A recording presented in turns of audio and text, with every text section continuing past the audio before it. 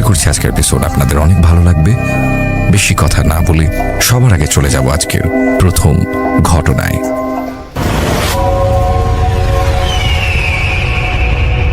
আসসালামু আলাইকুম রাসেল ভাই, আসসালামু আলাইকুম লিসেনার্স, আশা করি সবাই ভালো আছেন। আজকে যে ঘটনাটা আমি শেয়ার করব, এই ঘটনাটির সময়টা কিন্তু অনেক আগের, 1970 সাল। এবং এই ঘটনাটি যার সঙ্গে ঘটেছিল ওনার নাম হচ্ছে মমতাজ উদ্দিন। ওনার বাড়ি ঢাকা জেলার নবাবগঞ্জ উপজেলায়। মমতাজ উদ্দিন উনি 1970 সালে ওনার বিয়ে ঠিক হয়, পারিবারিকভাবে ওনার বিয়ে ঠিক হয়। এবং ওনার যেখানে বিয়ে ঠিক হয় সে জায়গাটি ছিল চাঁদপুরের হাইমচর নামক একটি জায়গায়। ওনার এলাকায় একটি ঐতিহ্য ছিল, সেটা হলো যদি নদীকেন্দ্রিক এলাকায় কেউ যদি বিয়ে করে, বড় বড় নৌকা নিয়ে ওনারা বরযাত্রী নিয়ে বিয়ে করতে যেতেন। যেহেতু মমতাজ উদ্দিনের অবস্থাও অনেক ভালো ছিল, এই জন্য মমতাজ উদ্দিনের বাবা আফসার উদ্দিন উনি ডিসিশন নেন যে একটা বড় নৌকা, ওই সময় এই ধরনের নৌকাকে বজরা বলতো আর কি, তো এই বজরা নিয়ে ওনার ছেলেকে উনি বিয়ে করাতে নিয়ে যাবেন। বেশ 15-20 জন আত্মীয় স্বজন বরযাত্রী হিসাবে তারা সিলেক্ট করলেন। এবং ওই সময় কিন্তু সদ্য মোটর চালিত যে সমস্ত নৌকাগুলো, বড় নৌকাগুলোতে যে মোটর লাগানো, যেটা ইঞ্জিন চালিত নৌকাগুলো তখন কেবল শুরু হয়েছে আর কি। তো তখন উনি যেহেতু চাঁদপুর অনেক দূরে ওইখান থেকে, উনি এরকম একটি ইঞ্জিন চালিত বড় আকারের একটা বজরা নিয়ে উনি ছেলেকে নিয়ে যাওয়ার একটা প্ল্যান করেন। ঘটনাটি 1970 সালের ফেব্রুয়ারি মাসের দিকে, যখন শীত এবং শীতের একদম শেষ দিকে চলে আসছে এরকম একটি সময়। ওনারা নবাবগঞ্জ থেকে নদীপথে ঢাকার দিকে রওনা দেন।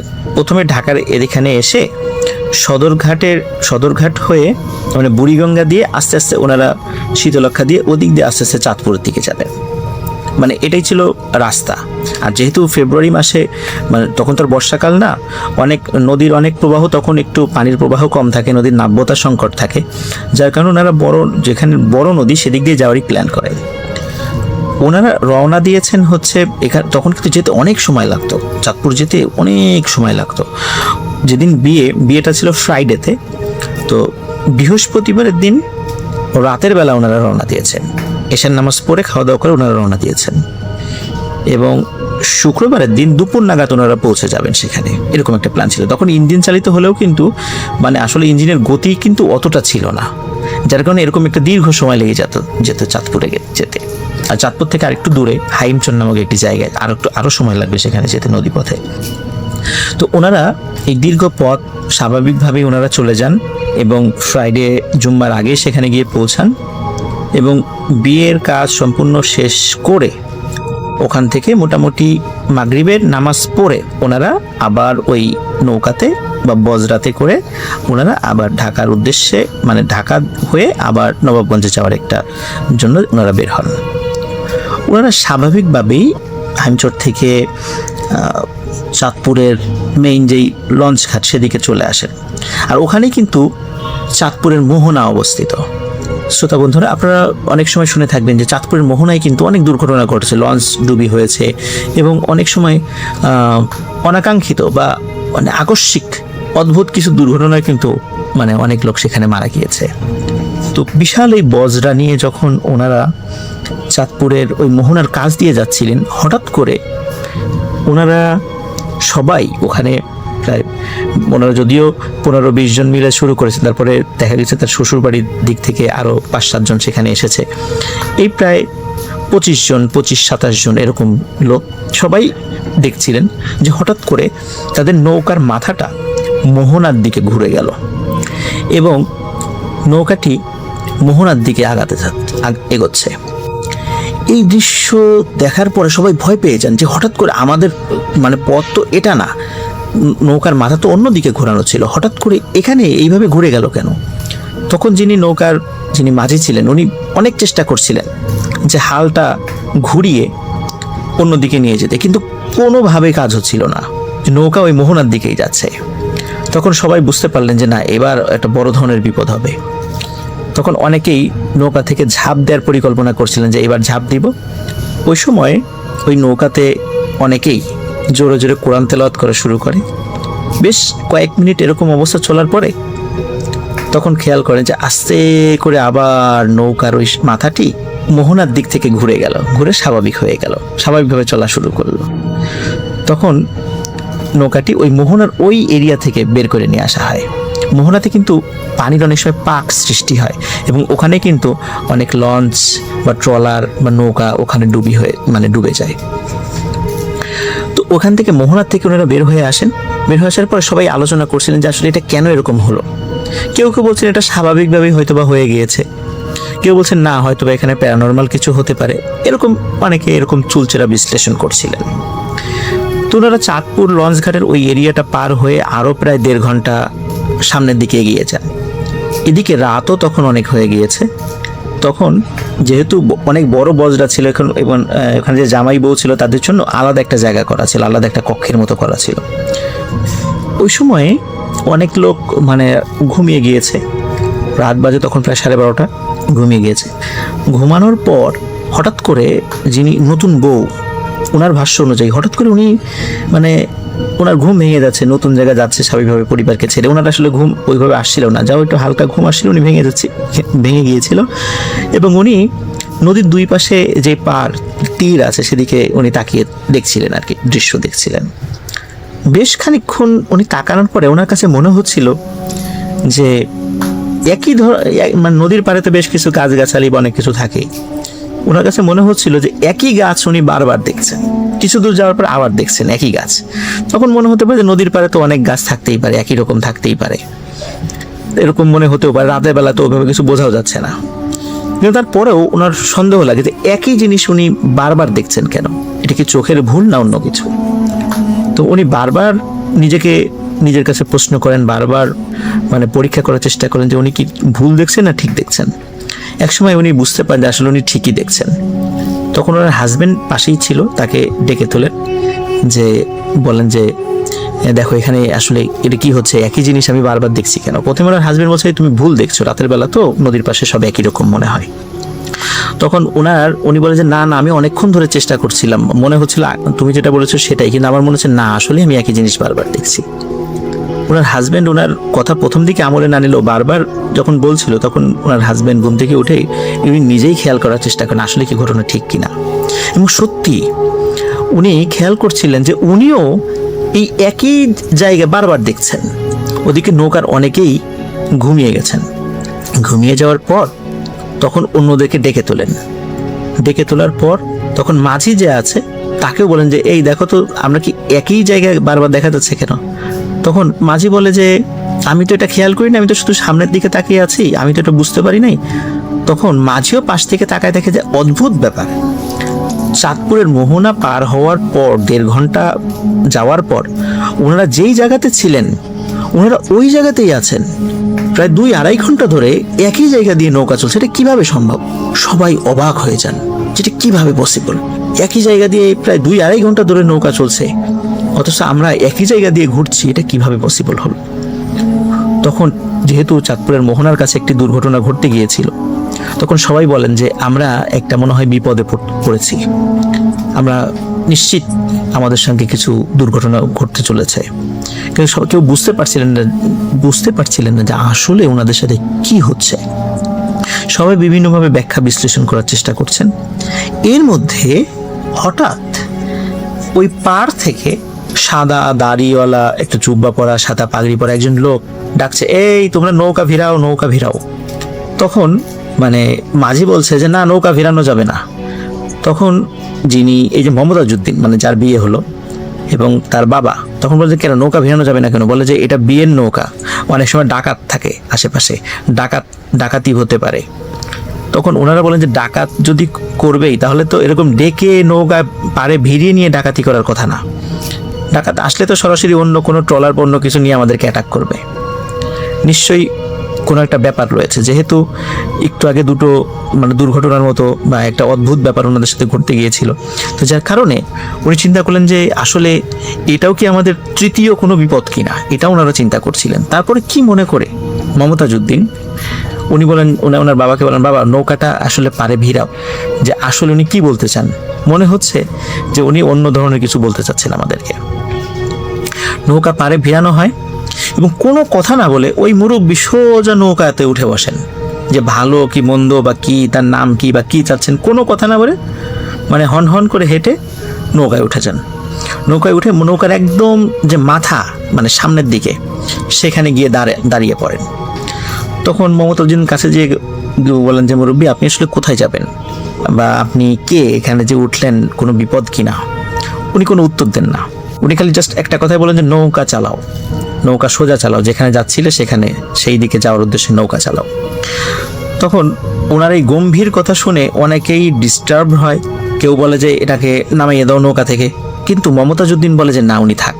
কেন জানি ওনার মনে হয় যে না, উনি থাক, আসলে যে কোনো এমনও তো হতে পারে যে উনি আমাদের জন্য, আল্লাহ তাআলা কোনো কল্যাণের জন্য তাকে পাঠিয়েছেন। মমতাজুদ্দিন এই চিন্তা করে, তো নৌকা সোজা চলা শুরু করে। এখন যেটা দেখা যাচ্ছে যে না, নৌকা এখন স্বাভাবিকভাবে চলছে, কোনো সমস্যা নাই। কিন্তু একটি অদ্ভুত ব্যাপার ওনারা খেয়াল করেন, সেটা হলো যে নদীর মানে নদীতে তো বেশ ওই সময় যে ইলিশ মাছ ধরার জন্য বেশ কিছু ছোট ছোট নৌকা সেগুলো কিন্তু আছে। ওই ছোট ছোট নৌকা যখনই ওই বড় ওই বজরা যেটা দেখছিল, তখন ওই ছোট নৌকাগুলো মাছ ধরার জাল রেখে দ্রুত নৌকা বেয়ে মানে ওই নৌকা থেকে দূরে সরে চলে যাওয়ার চেষ্টা চালাচ্ছিল। তো এটা কেন এরকম হচ্ছে, এটা আসলে ওনারা বুঝতে পারছিলেন না। তখন হঠাৎ করে ওনারা বেশ কয়েকজন খেয়াল করেন যে চাঁদের আলোতে নৌকার যে ছায়া পড়েছে এক পাশে নদীতে, তো মনে হচ্ছিল যে নৌকা, ওনারা যে অল্প কয়েকজন লোক আসছেন, যে সব মিলে প্রায় 25 থেকে 27-28 জন লোক, এছাড়াও মনে হচ্ছে আরো দ্বিগুণ লোক নৌকায় আছে। মানে এরকম কিছু ছায়া দেখা যাচ্ছিল ওই চাঁদের আলোতে। তো ওনারা মনে করেছিলেন হয়তো বা এটা নদীর জলে, নদীর যেহেতু ঢেউ হয়, ঢেউ এরকম মনে হতে পারে। তো এটা ওনারা অনেকেই চোখের ভুল বা কেউ একটু ভয় পেয়েছেন, তো এরকম কেউ হয়তো বা এটা অনেকে প্রকাশ করেনি, প্রকাশ করলে অনেকে আবার ভয় পেতে পারেন নৌকায়। কিন্তু এই দৃশ্যটা উনি দেখেছিলেন এবং নৌকাগুলো যে কেন ওই যে ছোট ছোট নৌকাগুলো ওনাদের থেকে ভয়ে দূরে সরে চলে যাচ্ছিল, এটা ওনারা বুঝতে পারছিলেন না। তবে যারা সরে চলে যাচ্ছিল তারা চিৎকার আল্লাহু আকবার, আল্লাহু আকবার বলে মানে নৌকা ওই বজরাতে দেখলেই ওনারা নৌকা সরিয়ে নিয়ে যাওয়ার চেষ্টা করছিলেন।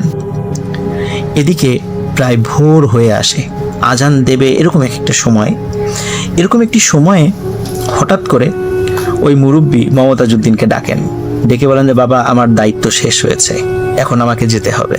তখন মমতাজুদ্দিন বলেন যে আপনি কে, এভাবে আসলেন আবার এখন হঠাৎ করে চলেও যেতে চাচ্ছেন? তো বলে যে বাবা, তোমরা বিশাল একটা বিপদে পড়তে যাচ্ছিলা, তোমাদের এই নৌকায় পিশাচের ছায়া পড়েছিল এবং তারপর অসংখ্য পিশাচ তোমাদের এই নৌকায় আক্রমণ করেছিল, কিন্তু আল্লাহ রহম করেছেন, তারা তোমাদেরকে কিছুই করতে পারেনি। একটু আগে যখন তোমরা দেখছিলে যে নৌকা, ছোট ছোট মাছ ধরা নৌকাগুলো ভয় পেয়ে তোমাদের থেকে দূরে সরে চলে যাচ্ছিল, আসলে ওরা ওই পিশাচগুলোকে দেখতে পাচ্ছিল, এই কারণে ওরা ভয়ে নৌকা নিয়ে দূরে সরে চলে যাচ্ছিল। এখন ফজরের আজান হয়ে যাবে, আমার দায়িত্ব শেষ হয়ে গেছে, আর তোমাদের কোনো ভয় নেই, তোমরা এখন নিশ্চিন্তে চলে যেতে পারবা। এই কথা বলে ওই মুরব্বী পানির উপর লাফ দিয়ে পড়েন এবং অদ্ভুত ব্যাপার, মমতাজুদ্দিন উনি দেখছিলেন যে উনি নদীর উপর দিয়ে হেঁটে হেঁটে আবার পাড়ে উঠে উনি হেঁটে হেঁটে মিলিয়ে গেলেন। ওই সময় যেহেতু ভোরের দিকে ছিল, ভোরের দিকে বেশ নৌকার অনেকেই একটু তন্দ্রাচ্ছন্ন ছিল, অনেকে ঘুমিয়েও পড়েছিল। এই জন্য অন্য কেউ, মমতাজুদ্দিন যে ওনার সাথে মুরব্বীর সাথে কথা বলেছে, সেটা কেউ দেখতে পায়নি। তো ওই মুরব্বী মমতাজুদ্দিনকে এই বিষয়টি বলেন এবং আরেকটি কথা বলেছিলেন, সেটা হচ্ছে যে তুমি যে সময়ে নৌকা নিয়ে দিকে আসছো, এই সময়টি মানে উপযুক্ত ছিল না। এই সময়ে একদল পিশাচ এদিক দিয়ে যাচ্ছিল, হঠাৎ করে তোমাদের দিকে তাদের নজর পড়ে এবং তারপরেই তোমাদেরকে আক্রমণের জন্য তারা চেষ্টা চালাচ্ছিল, কিন্তু আল্লাহর রহমতে আমার কারণে তারা সেটা পারেনি। তো এভাবে যখন ওই মুরব্বী চলে যান, অদ্ভুতভাবে চলে যান পানির উপর দিয়ে হেঁটে হেঁটে, তখন মমতাজুদ্দিন কাউকে আর এই ঘটনা বলেননি।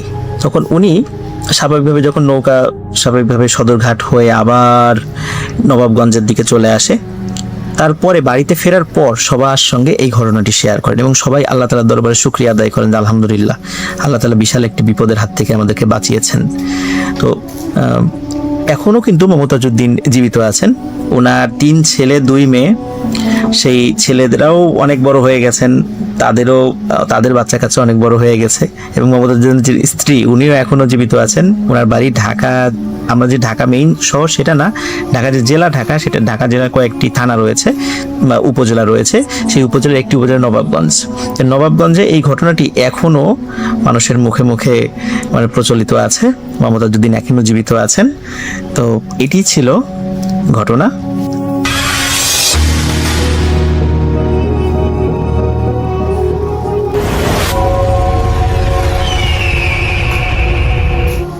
আসসালামু আলাইকুম, আপনাদের সবাইকে সাদর আমন্ত্রণ জানাচ্ছি। আমি আহমেদ বাবু। কেমন আছেন আপনারা? আশা করি সবাই ভালো আছেন। আমি আল্লাহর রহমতে ভালো আছি, আলহামদুলিল্লাহ। যে ঘটনাটি আমাদের সাথে শেয়ার করছেন রুদ্র, ফিলাডেলফিয়া, যুক্তরাষ্ট্র থেকে, এবং তিনি তার ছোট মামার কাছ থেকে শোনা একটি ঘটনা আমাদের কাছে প্রেজেন্ট করেছেন। রুদ্রের ছোট মামা তার এক ইউনিভার্সিটি লাইফের বন্ধুর কাছ থেকে এই ঘটনাটি শুনেছে, যার নাম সাইমন। এমন সাইমনের নিজের সাথে ঘটা ঘটনা এটি। তো আমি চলে যাব সাইমনের সেই ঘটনায়। আমি চেষ্টা করবো আমার মতো করে ডিসক্রাইব করতে। 90-এর দশকের ঘটনা এটি। তখন সাইমনরা থাকে আপস্টেট নিউ ইয়র্কে একটা ছোট্ট টাউনে তারা থাকতো।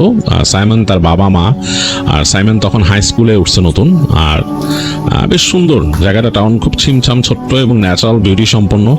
সাইমন বেশ পছন্দ করতো বন্ধুদের সাথে আড্ডা শেষ করে সে তার রোলার স্কেটে করে বাসায় আসতো। বেশ ভালো লাগতো তার কাছে, বেশ সুন্দর একটা জায়গা। কিন্তু সমস্যা হচ্ছে যে তাদের বাড়িতে বেশ সমস্যা ছিল ছোটখাটো। তার বাবা মার আন্ডারস্ট্যান্ডিং বেশ ভালো ছিল না, তাদের মধ্যে বেশ টানাপোড়েন চলছিল ওই সময়টাতে। তো এই জিনিসটা তাকে খুব বদার করতো। বাট দেখা গেল যে বেশ কিছুদিনের মধ্যেই তাদের মধ্যে বিশাল সমস্যা তৈরি হলো। তার মা সাইমনকে নিয়ে আলাদা হয়ে যেতে চাইলেন এবং বিভিন্ন রকমের তাদের লয়ার ধরল ইত্যাদি ইত্যাদি। যাই হোক, তার মা মুভ আউট করলেন সে বাসা থেকে। মুভ আউট করে আসলেন অন্য একটা জায়গায়, জার্সিতে, সাউথ জার্সি, যেখানে হচ্ছে সাইমনের নানা বাড়ি। তো ওই জায়গাটা বেশ মানে অনেকটা গ্রামের মতো একটা জায়গা। হ্যাঁ, এটা অনেকটা গ্রামের মতো একটা জায়গা এবং বিশাল উইল্ডারনেসের কাছাকাছি একটা মানে কি বলো এটাকে, গ্রাম এরিয়া। তো সেইখানে মুভ করে আসছেন তার মা এবং সাইমনকে নিয়ে আসছেন। তো সাইমন বেশ আপসেট মানে হচ্ছে চির পরিচিত একটা জায়গা, সে একটা ছোট টাউনে থাকতো, তারপরও তার মোটামুটি পরিচিত ছিল, তার বন্ধু বান্ধব ইত্যাদি ইত্যাদি সবকিছু থেকে দূরে। এখানে এসে কাউকে চেনে না। তার নানা বেশ বয়স হয়ে গেছে, বয়স্ক মানুষ, কিন্তু তাকে খুব আদর করতো, সাইমনকে খুব আদর করতো। এই সব কিছুর মাঝে সাইমনের কাছে যেটা ইন্টারেস্টিং ছিল সেটা হচ্ছে নানার বাড়িটা হচ্ছে একেবারে মনে হচ্ছে যে উইল্ডারনেসের মধ্যেই বাড়ি, মানে বেশ গাছগাছালি ঘেরা, মনে হচ্ছে জঙ্গলের মধ্যে বাড়ি। তার নানার একটা ট্রাক আছে, সেটা দিয়ে চলাচল করে। আর তার মার একটা গাড়ি ছিল, পুরনো গাড়ি, সেটা দিয়ে চলাচল করতো তার মা। এবং সেখানে এসে তারা যখন বসার পরে তার মা তাকে বোঝালো যে এইখানেই তোমাকে স্কুলে ভর্তি করাই দিব, ট্রান্সফার করে নিয়ে আসবো, আর আপাতত আমরা এখান থেকে সরছি না, কারণ আমরা এর থেকে বেশি কিছু অ্যাফোর্ড করতে পারবো না। এগুলো বোঝালো। সাইমন দেখলো যে তার নানা বাড়ি এটা একটা মোটামুটি বড়ই দোতলা বাড়ি এবং খুব সুন্দর। তার যে রুমটা, মানে তাকে যে রুমটা দেওয়া হয়েছে, এটাতে নাকি তার আম্মু ছোটবেলা থাকতো। তো রুমটা খুব সুন্দর এবং সেই রুমটার একটা অংশ একটু এক্সটেন্ডেড, মানে এই পাশে বেরোলে, এবং অনেকটা অ্যাটিকের মতো, বাট ইটস নট অ্যাটিক। হ্যাঁ, মানে সেমি অ্যাটিক টাইপের, মানে লম্বা একটা ইসের মতো আছে, করিডোরের মতো, অনেকটা হেঁটে যাওয়া যায়। এবং ওই ছাদটা ওখানে অনেকটা অ্যাটিকের মতো এই ফ্রেম টাইপের নেমে গেছে দুই পাশে। তো ওটাতে একটা জানলা আছে, খুব সুন্দর জানলা, এবং জানলা খুললে দেখা যায় দূরে গাছপালা খুব সুন্দরভাবে ছায়া ফেলছে। ওখানে একটা পুরনো দোলনা লাগানো আছে, আর সামনে দিয়ে গেলে দেখা যাচ্ছে একেবারে গাছগাছালির সারি। এবং ওইখানে তার নানা একটা ফেন্স করে রাখছে। ফেন্সটা বেশ পুরনো বোঝা যায়, কারণ ওখানে যে মেটাল ফেন্স দিছে সেগুলো দেখা যাচ্ছে একটা অংশে জং ধরে গেছে, তার নানা এগুলো রিপেয়ার করতে পারে নাই। তো যাই হোক, তার কাছে বেশ লাগছে, সাইমনের কাছে বেশ ভালো লাগছে এই রুমটা। তো এই বাড়িটাকেই পছন্দ করার যতটুকু, এছাড়া কিন্তু সাইমনের আর ভালো লাগলো না। মানে সে কিছু কোথাও যাওয়ার নাই, এবং তো কোথায় যাবে? তাদের এই বাড়ি থেকে বেরিয়ে যে রাস্তাটা এই দিক দিয়ে গেছে, সেটা একদম সোজা গিয়ে একটা ছোট্ট ডার্ট রোডের মতো, অনেকটা, মানে ওখানে পিচ ঢালা ছিল, পিচ ঢালা অনেক উঠে গেছে এরকম। তো সেটা দিয়ে সোজা গেলে অনেক দূর গিয়ে রাস্তা পড়ে, মানে চলতে চলতে, এবং দুই পাশে গাছগাছালি এরকম জায়গা দিয়ে রাস্তা পড়ে। আর বাদিক দিয়ে একটা রাস্তা চলে গেছে, ওইখানে সাইমন কখনো যায় নাই। তো যাই হোক, এখানে উঠে মনটা বেশ খারাপ ছিল, তো তার মা একদিন তাকে বললো চলো তোমাকে স্কুলে নিয়ে যাচ্ছে, আমি কথা বলছি স্কুলে, এবং তাকে নিয়ে যায়। তো নিয়ে গিয়ে সেখানকার যে স্কুলটা সেখানে তাকে ভর্তি করা দেয়, মানে ওখানে ট্রান্সফার করে নিয়ে আসছে তার আম্মা। তো দেখলো যে স্কুলে মানে আছে ওখানকার লোকাল যারা আছে সেখানকার ছেলেমেয়েরা পড়ে। তো সাইমনের কাছে একটু অন্যরকম লাগলো, কারণ সে যে টাউনটা ছিল সেখানে তারা ছেলেমেয়েরা আরো বেশি একটু মানে উচ্ছল ছিল, তারা আরো বেশি মিশুক ছিল। আর এখানে দেখা গেলো যে এরা একটু আইসোলেটেড, মানে তারা নিজেদের মতো থাকতে চায়, মানুষের সাথে নতুন কারোর সাথে ওইভাবে মিশতে চায় না।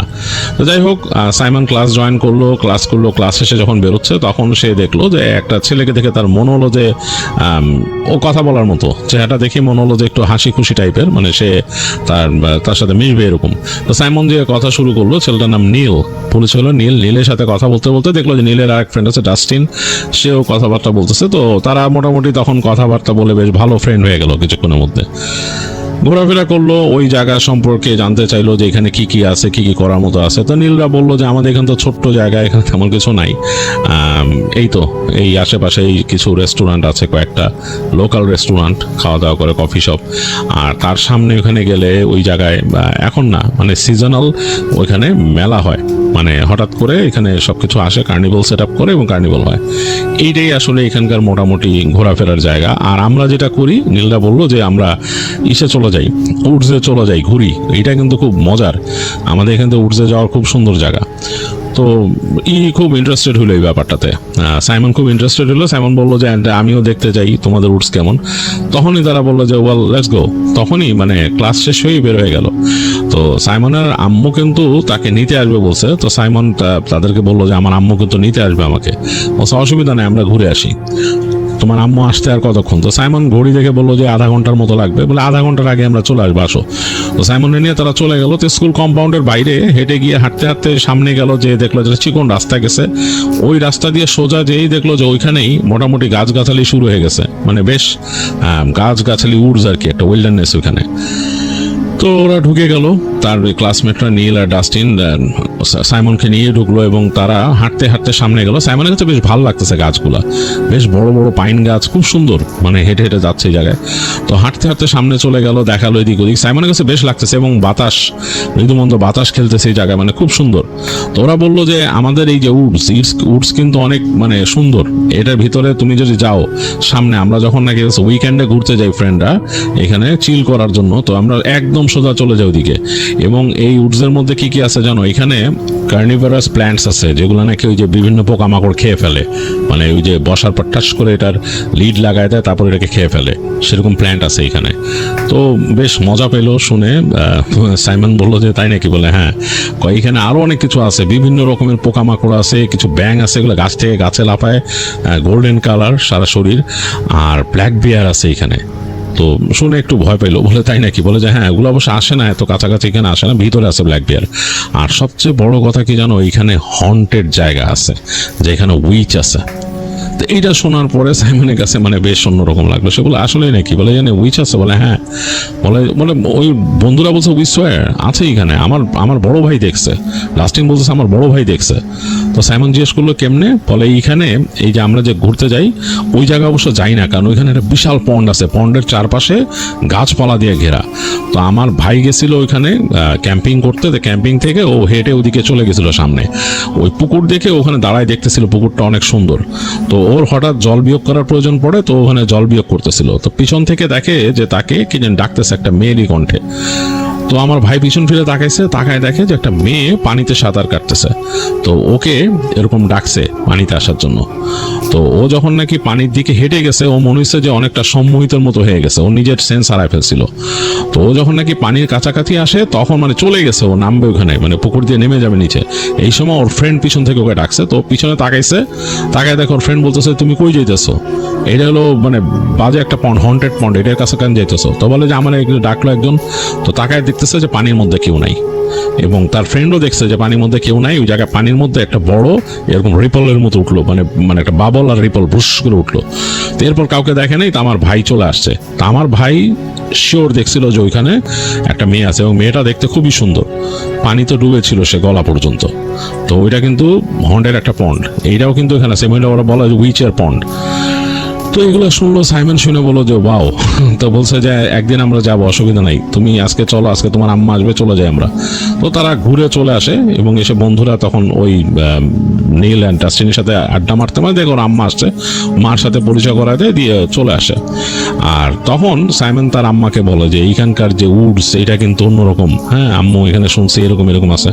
তার আম্মা বলে যে হ্যাঁ এখানে এরকম আছে, ক্যানিভারাস প্ল্যান্টস আছে, এটা তোমার আমাদের বাড়ির পিছন দিকে গেলে একটু পরে পাবা, আছে আমাদের ওই ফ্রেন্ডসের বাইরে, বাট আমি চাই না তুমি ওখানে যাও, এই উডসটা ভালো না। তো বলছে কেন? বলে যে এইখানকার মাটি অ্যাসিডিক। তার আম্মু বলে যে এখানে মাটি অ্যাসিডিক এবং এমনি ভালো না, I don't want you to go inside, ভিতরে যাবা না। তো যাই হোক, সে শুনে আসে আম্মুর সাথে। আসার পরে তো ওইখানে খুব ভালো লাগতো সাইমনের কাছে আরেকটা জিনিস, রাতের এনভায়রনমেন্ট। রাতের বেলা পুরো জায়গাটা মনে হতো যে অন্যরকম একটা প্রাণ পাইছে, মানে অন্যরকম প্রাণ পাইছে মানে কি, মানে শহরের মধ্যে একরকম লাইফ আর বা সাবার্বের মধ্যে আর একরকম লাইফ থাকে, হ্যাঁ মানে ঘর বাড়ি যেহেতু আসে একটু পরপর, এখানে কিন্তু তার নানা বাড়ির আশেপাশে কোনো ঘর নাই। এটা মনে হয় যে ওই উডসের মধ্যে একটা ঘর, এবং রাতের বেলা মনে হয়তো পুরা উডসটা মানে পুরা জঙ্গলটা বা পুরা এই ফরেস্টটা জীবন্ত হয়ে গেছে। বিভিন্ন রকমের শব্দ এবং অনেক সময় শব্দ পাইছে তখন সাইমন রাতের বেলা, যে সে হঠাৎ করে শব্দ পাইছে ফেন্সের কাছে শব্দ হচ্ছে, হ্যাঁ ক্রিং ক্রিং করে শব্দ হচ্ছে, ফেন্সের কাছ দিয়ে কিছু বাড়ি খাচ্ছে। তো সে দৌড় দিয়ে তাড়াতাড়ি তার যে জানলাটা, বড় জানলাটা, ওই জানলার কাছে যে দাঁড়াইছে। তো নিচে তো লাইট জ্বলতো সামনের দিকে, তার নানা সামনে বাতি জ্বালায় রাখতো একটা, পেছনে কিন্তু বাতি জ্বলতো না। তো ওখানে চাঁদের আলো তো সে দেখতো, বেশ মিস্টেরিয়াস লাগতো। সাইমনের কাছে প্রায় মনে হতো যে কেউ মুভ অ্যারাউন্ড করতেছে ওইখানে। তো যাই হোক, মানে বেশ ভালোই লাগতো সাইমনের কাছে এবং ভালো লাগা শুরু করছে, এবং সে তারপর থেকে প্রতিদিন স্কুলে যেত, বন্ধুদের সাথে আড্ডা দিত। এরকম করতে করতে একদিন তার বন্ধুরা ডিসাইড করলো যে এই স্যাটারডেতে তারা ক্যাম্পিংয়ে যাবে, ডে লং ক্যাম্প, মানে সারা রাত থাকবে না ওখানে, যে ঘুরে চলে আসবে বিকালবেলা। তো মোটামুটি তারা প্রিপারেশন নিয়ে ফেলছে। তো দুজনের মধ্যে আলাপ হইতেছে ডাস্টিন আর নীলের মধ্যে, যে আমরা কই কই যাব, কোন কোন জায়গা দিয়ে ঘুরবো। এর মধ্যে নীল অফার করতেছে যে আমরা যে ওই উইচ পন্ড আছে ওইটার কাছে যাব। ডাস্টিন ওইটা নিয়ে বেশ তর্ক করতেছে, না ওখানে যাওয়ার দরকার নাই, ওই জায়গাটা ভালো নাই সেই।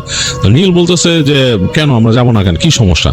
বলে আমরা ওই ডাস্টিন বলতেছে যে আমি চাই না সাইমনরে ওখানে নিতে, ইটস নট রাইট, নেওয়ার দরকার নেই, আমি তো জানি আমার ভাই বলছে এটা খারাপ। আর নীল বলতেছে যে কিচ্ছু হবে না, আমিও যাবো, কাজ আমিও ওইখান থেকে ঠিক মতো দেখি নাই, আমি দূর থেকে দেখে চলে আসছি। সো নাথিং রং, আমরা যাবো ওদিক দিয়ে ঘুরবো, ঘুরে ওই পন্ডের চারপাই দিয়ে ঘুরে আসবো, কোন কিচ্ছু হবে না, ইট উড বি ফান। তো যাই হোক, ফাইনালি ডিসাইড হলো এবং সাইমনকে জিজ্ঞেস করা হলো সে যাবে নাকি, সে বললো যে হ্যাঁ অবশ্যই। তো যাই হোক, সাইমন গেল ওইখানে তো বন্ধুদের সাথে গিয়ে স্যাটারডেতে তার আম্মাকে বলছিল নামাই দিতে, তার আম্মা নামাই দিছিল, এবং ওখান থেকে নীলদের বাসায় আর কি। তো নীল, ডাস্টিন, সাইমন তিনজনে মিলে যায় এবং ওরা ঢুকে সেই হেঁটে যাচ্ছে, গাছগাছালি খুব সুন্দর এইসব জায়গা। যাই হোক, এই ঘুরতে ঘুরতে একটা জায়গায় দেখে যে হ্যাঁ ওই জায়গার মধ্যে কিছু প্ল্যান্টস আছে, ছোট ছোট প্ল্যান্টস, এবং প্ল্যান্টসগুলো এরকম দুইটা ডালা মিলে রাখছে, এরকম মনে হয় দুই পাশে দুইটা ডালা, উপরে কয়েকটা কাটা কাটা। তো ওইটার মধ্যে কোনো পিঁপড়া বসলে এটা ঠাস করে লাগায় ফেলতেছে, মানে পিঁপড়াকে আটকায় ধরতেছে ওখানে, এবং মনে হয় যে আরো চেপে ধরতেছে। যেমন লজ্জাবতী গাছ যে এরকম সংবেদনশীল, টাচ করলে এরকম বুঝে যায়, ওইটারও ইটা এরকম করে আটকায় যায় দুইটা ডালা, আর মাঝখানে পিঁপড়া আটকা পড়ে যায়। তো এইটা অনেকক্ষণ ধরে দেখলো সাইমনরা এবং বেশ পছন্দ করলো। সাইমনের খুব আগ্রহ ছিল এই প্ল্যান্টের সম্বন্ধে, আগে সে দেখে নাই। তো যাই হোক, মানে রিয়েল লাইফে দেখে নাই, তো দেখলো, দেখার পর তার কাছে বেশ ভালো লাগছে। তো যাই হোক, এরকম হাঁটতে হাঁটতে এক সময় তারা চলে গেল একটা জায়গায়, সেই জায়গাটা এই গাছগাছালি থেকে বেশ অনেকটা দূরে, একটা জায়গা বেশ ফাঁকা। এখানকার সামহাও যে এনভায়রনমেন্টটা বা মানে কেমন জানি মনে হলো, ওয়েদারটাই জানি কেমন গুমট বাঁধা। সাইমনের কাছে মনে হয়েছিল যে মানে কেমন জানি, মানে এই এতক্ষণ যে তারা চলে আসছে উডসের ভিতর দিয়ে হেঁটে, এরকম লাগে না এই জায়গাটা লাগছে। এই জায়গাটা হচ্ছে একদম বেরিয়েছে গাছগাছালির দিক দিয়ে একটা ফাঁকা জায়গা, এবং ফাঁকার মধ্যে একটা পুকুর আছে। এখন খুব আশ্চর্যজনকভাবে এই পুকুরটা কারা খনন করছে বা কারা রাখছে এটা সম্বন্ধে ওদের কাছে কোনো ডাটা নাই। নীল, ডাস্টিন কারো কাছে নেই, তারা জানে এটা উইচের পন্ড। এবং নীল বলছে যে সে আগে এসে দূর থেকে চলে গেছে, আর ডাস্টিন তো বলছেই তার বড় ভাইয়ের ঘটনা। যাই হোক, তো এগুলো শুনেই হয়তো সাইমনের কাছে মনের মধ্যে একটু অন্যরকম লাগতেছিল। পুকুরটা বেশ অন্যরকম, মানে দুই পাশ থেকে চারিপাশ থেকে মনে হয় কি উঁচু হয়ে গেছে, পাড়গুলা উঁচু হয়ে এরকম উঠছে উপরে, এবং ওটা ঝোপালো, চারপাশে ঝোপালো। আর এই পাশ থেকে নামার জন্য বেশ খানিকটা জায়গা আছে, ওখানে নামা যায়, মানে একটু হেঁটে নামা যায়, এবং তারপরে পানিতে নামা যায়। পানিটা বেশ টল করতেছে, পরিচ্ছন্ন পানি, মানে একদম টল করতেছে। আর বছর ওই সময়টা তেমন একটা বৃষ্টিপাত নাই, কিন্তু এত পানি মোটামুটি পুকুরের মধ্যে আছে, বোঝা যাচ্ছে যে পুকুরটা বেশ ডিপ, গভীর একটা পুকুর। তো যাই হোক, পুকুরটার দেখেই কেমন জানি সাইমনের কাছে একটু গা ছমছম করতেছিল। তো যাই হোক, তারা বললো যে আসো আমরা হাঁটি এই পাশ থেকে, এবং দেখা গেল যে ওখানের কাছে এসে ডাস্টিন একটু কাছাকাছি চলে আসলো ওদের সাথে, মানে বললো যে লেটস ওয়াক টুগেদার, মানে আলাদা হব না। দেখলো যে পুকুরের ওই পাশে একটা জায়গা বেশ ঝোপালো, মানে এরকম উঁচু ঝোপ হয়ে আছে।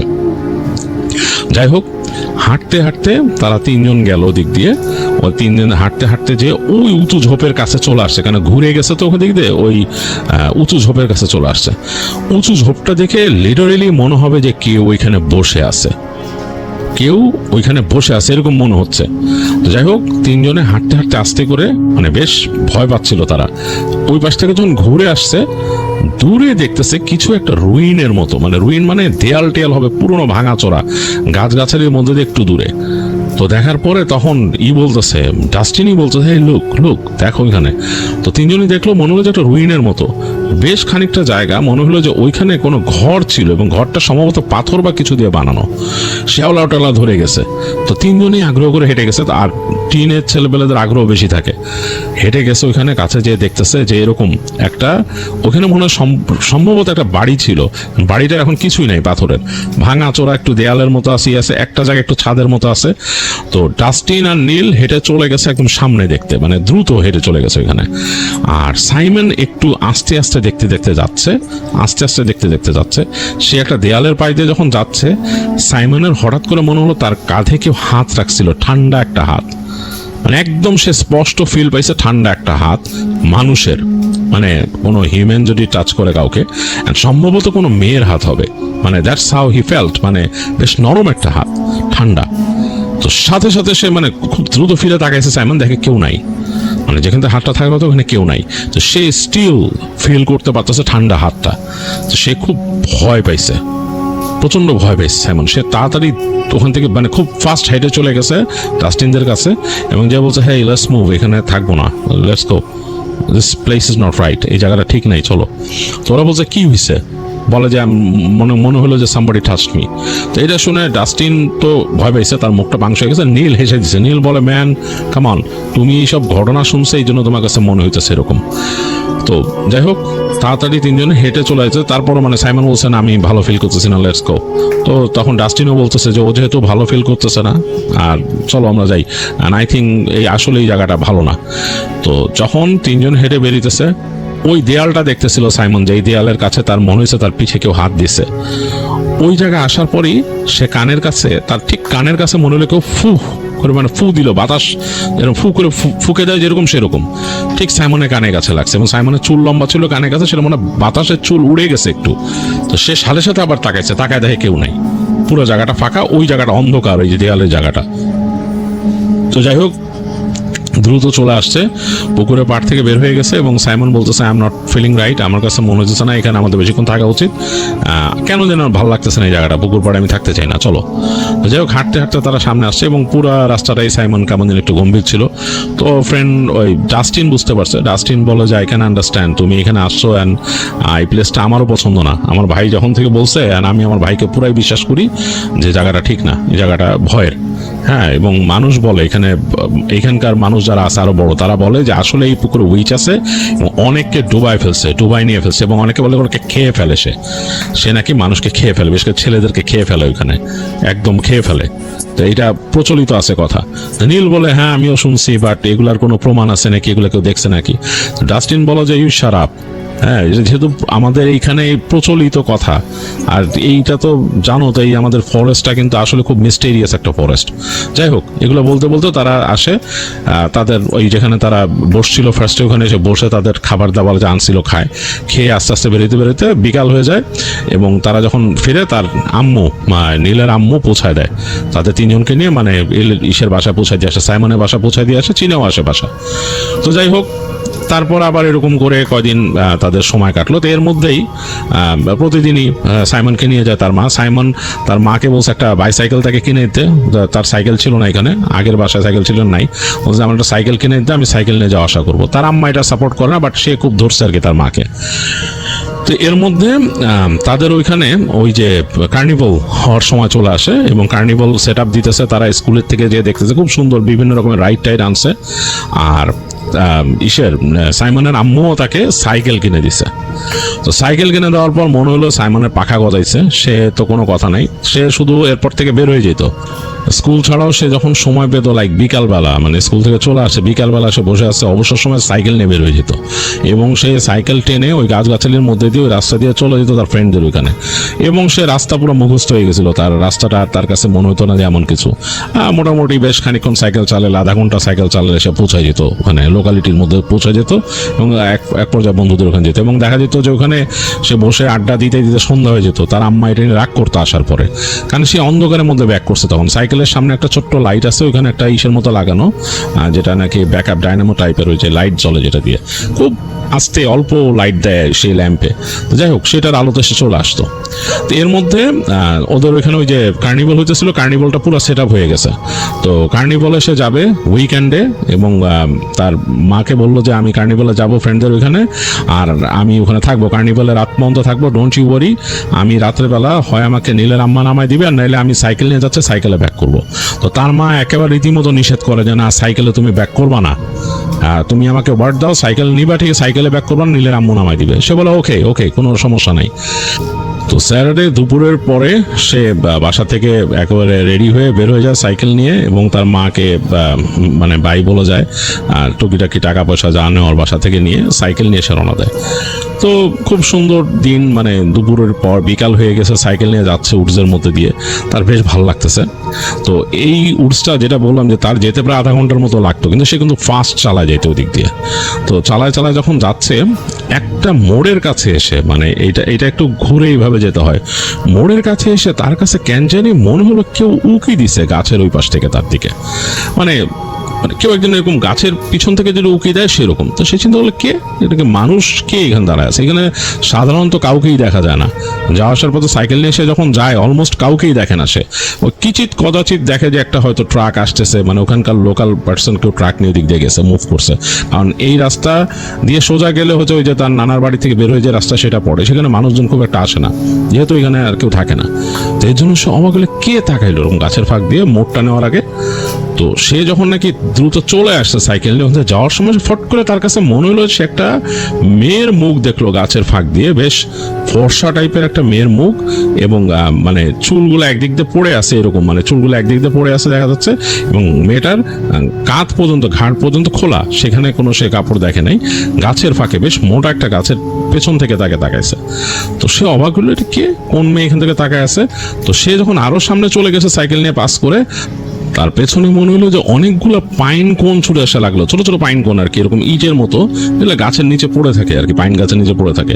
মনে হলো যে এরকম এক গাদা, মানে বেশ যেমন মানুষকে যদি কেউ মুঠো ভরে ঢিল ছুড়ে মারে, জাস্ট লাইক দ্যাট তার গায়ে, এবং বেশ ব্যথা লাগলো তার পিঠে, তার ঘাড়ের কাছে জ্বলে উঠলো, এরকম এত জোরে মারছে কেউ।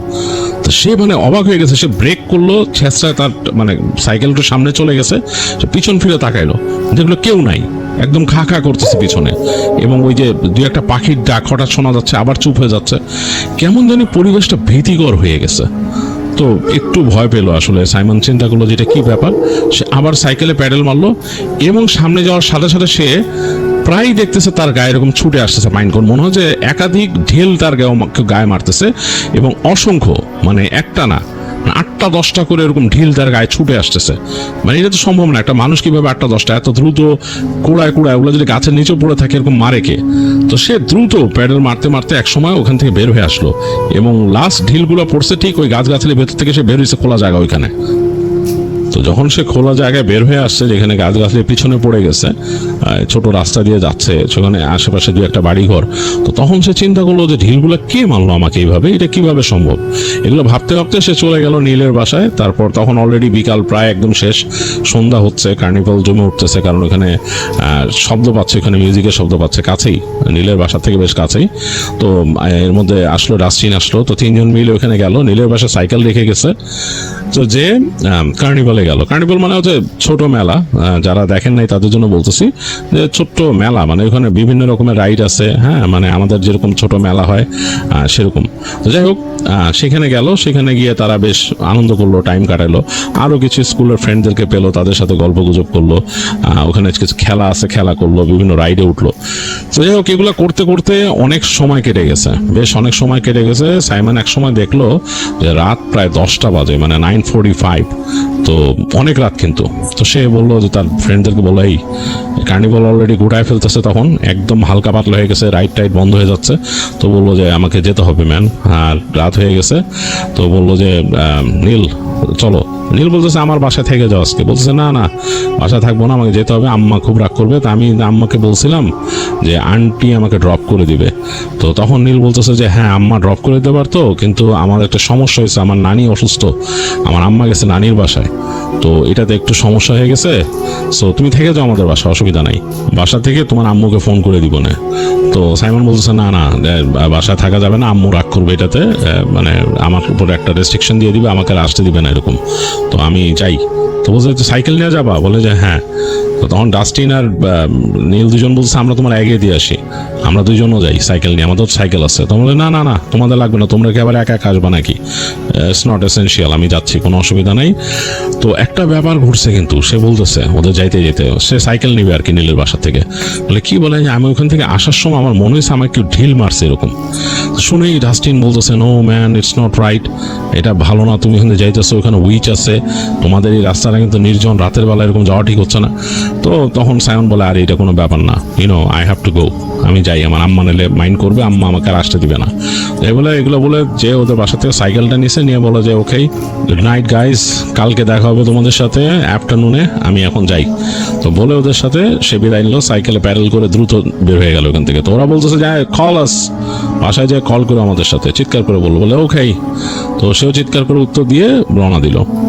তো যাচ্ছে, সাইমন যাচ্ছে এখন, কিন্তু রাতের বেলা তার কাছে এই যে লোকালয় থেকে বেরোচ্ছে, যেখানে বাড়িঘর আছে, সেই জায়গাটাই জানি কেমন লাগতেছে।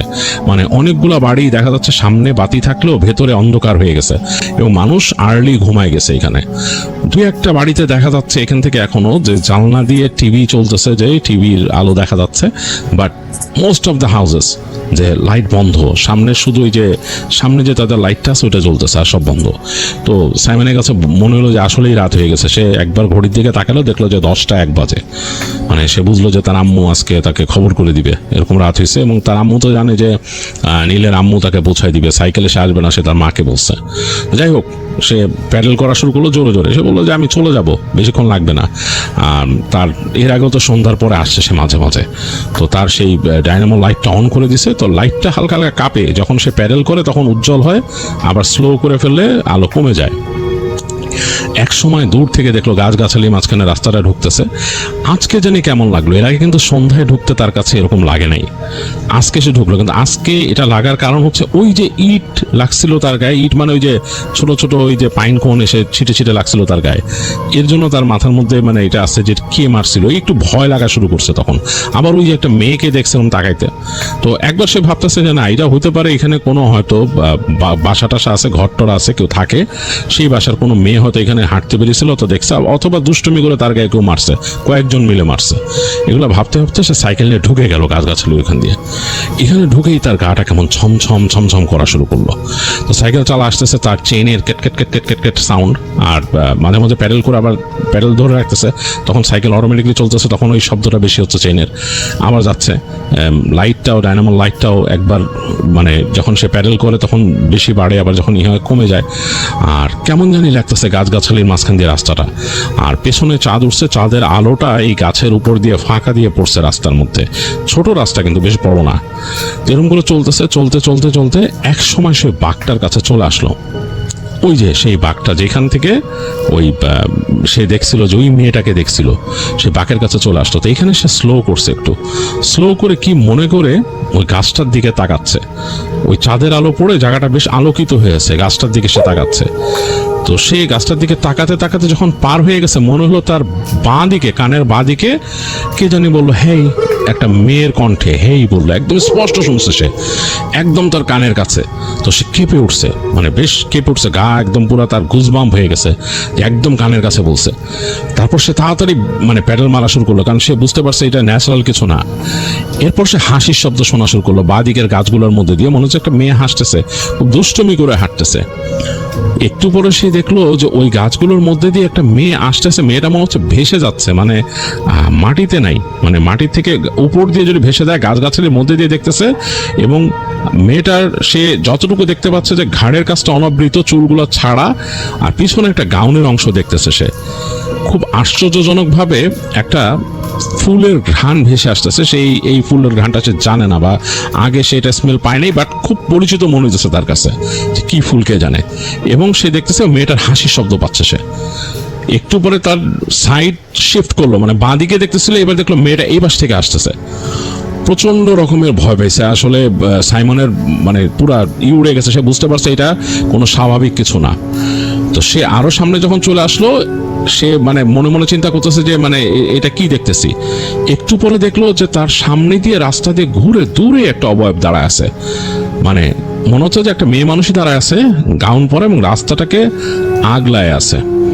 সাইমন প্রচন্ড ভয়ে ব্রেক করে দাঁড়াইছে। এখন যেখানে সে দাঁড়াইছে এই জায়গাটা একটা ছোট্ট চিকন জায়গা, এই গাছের এদিক দিয়ে ঢুকায় দেওয়া যায়, মানে সাইকেল চাইলে গাছের ফাঁক দিয়ে সে চালা যেতে পারে ওই জায়গাটাকে ক্রস করে। আবার বাঁ দিকেও যাওয়া যায়, ওদিকেও আবার এরকম ফাঁকা জায়গা আছে।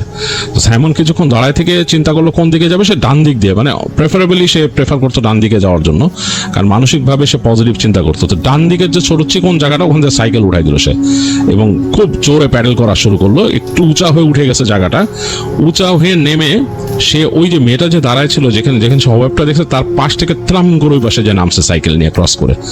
আর সাথে সাথে মনে হলো একটা কেমন চিৎকার টাইপের শুনলো সে, মানে কণ্ঠটা খুব তীক্ষ্ণ মেয়েলি গলায়, গাছগাছালির ভেতর থেকে আসতেছে, চারিদিকে মনে ছড়ায় গেছে চিৎকারটা। তো সাইমন প্রচন্ড রকমের ভয় পেয়েছে, সে আসলে মানে মানে টলারেট করতে পারতেছে না ভয়টা, হাত পা কাঁপতেছে।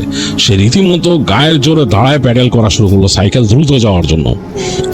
এই সময় তার চারপাশ থেকে ওরকম ছোট ছোট পাইন কোন, মানে ছোট মানে ঢেল টাইপের গাছের ছোট জিনিস, মানে বাকল, এরকম ধুলা ছিটকা এসে তার গায়ে লাগা শুরু করলো। মনে হলো যে কেউ মাটির থেকে মানে যদি মানে এরকম থাবা দিয়ে দিয়ে তুলে, অসংখ্য হাত দিয়ে তারপর ছুঁড়ে মারে এগুলা, সেইভাবে এসে লাগতো। এবং তার গায়ের মধ্যে পড়লো মাটি, কতগুলো পড়লো, তার এখানে জ্যাকেট ছিল, একটা সামার জ্যাকেট, ভিতর দিয়ে ঢুকে গেছে মানে মাটি জাটি, সে বুঝতেছে, এবং গালে লেগে জ্বলে উঠতেছে ছোট ছোট এরকম পাথরের মতো কণা।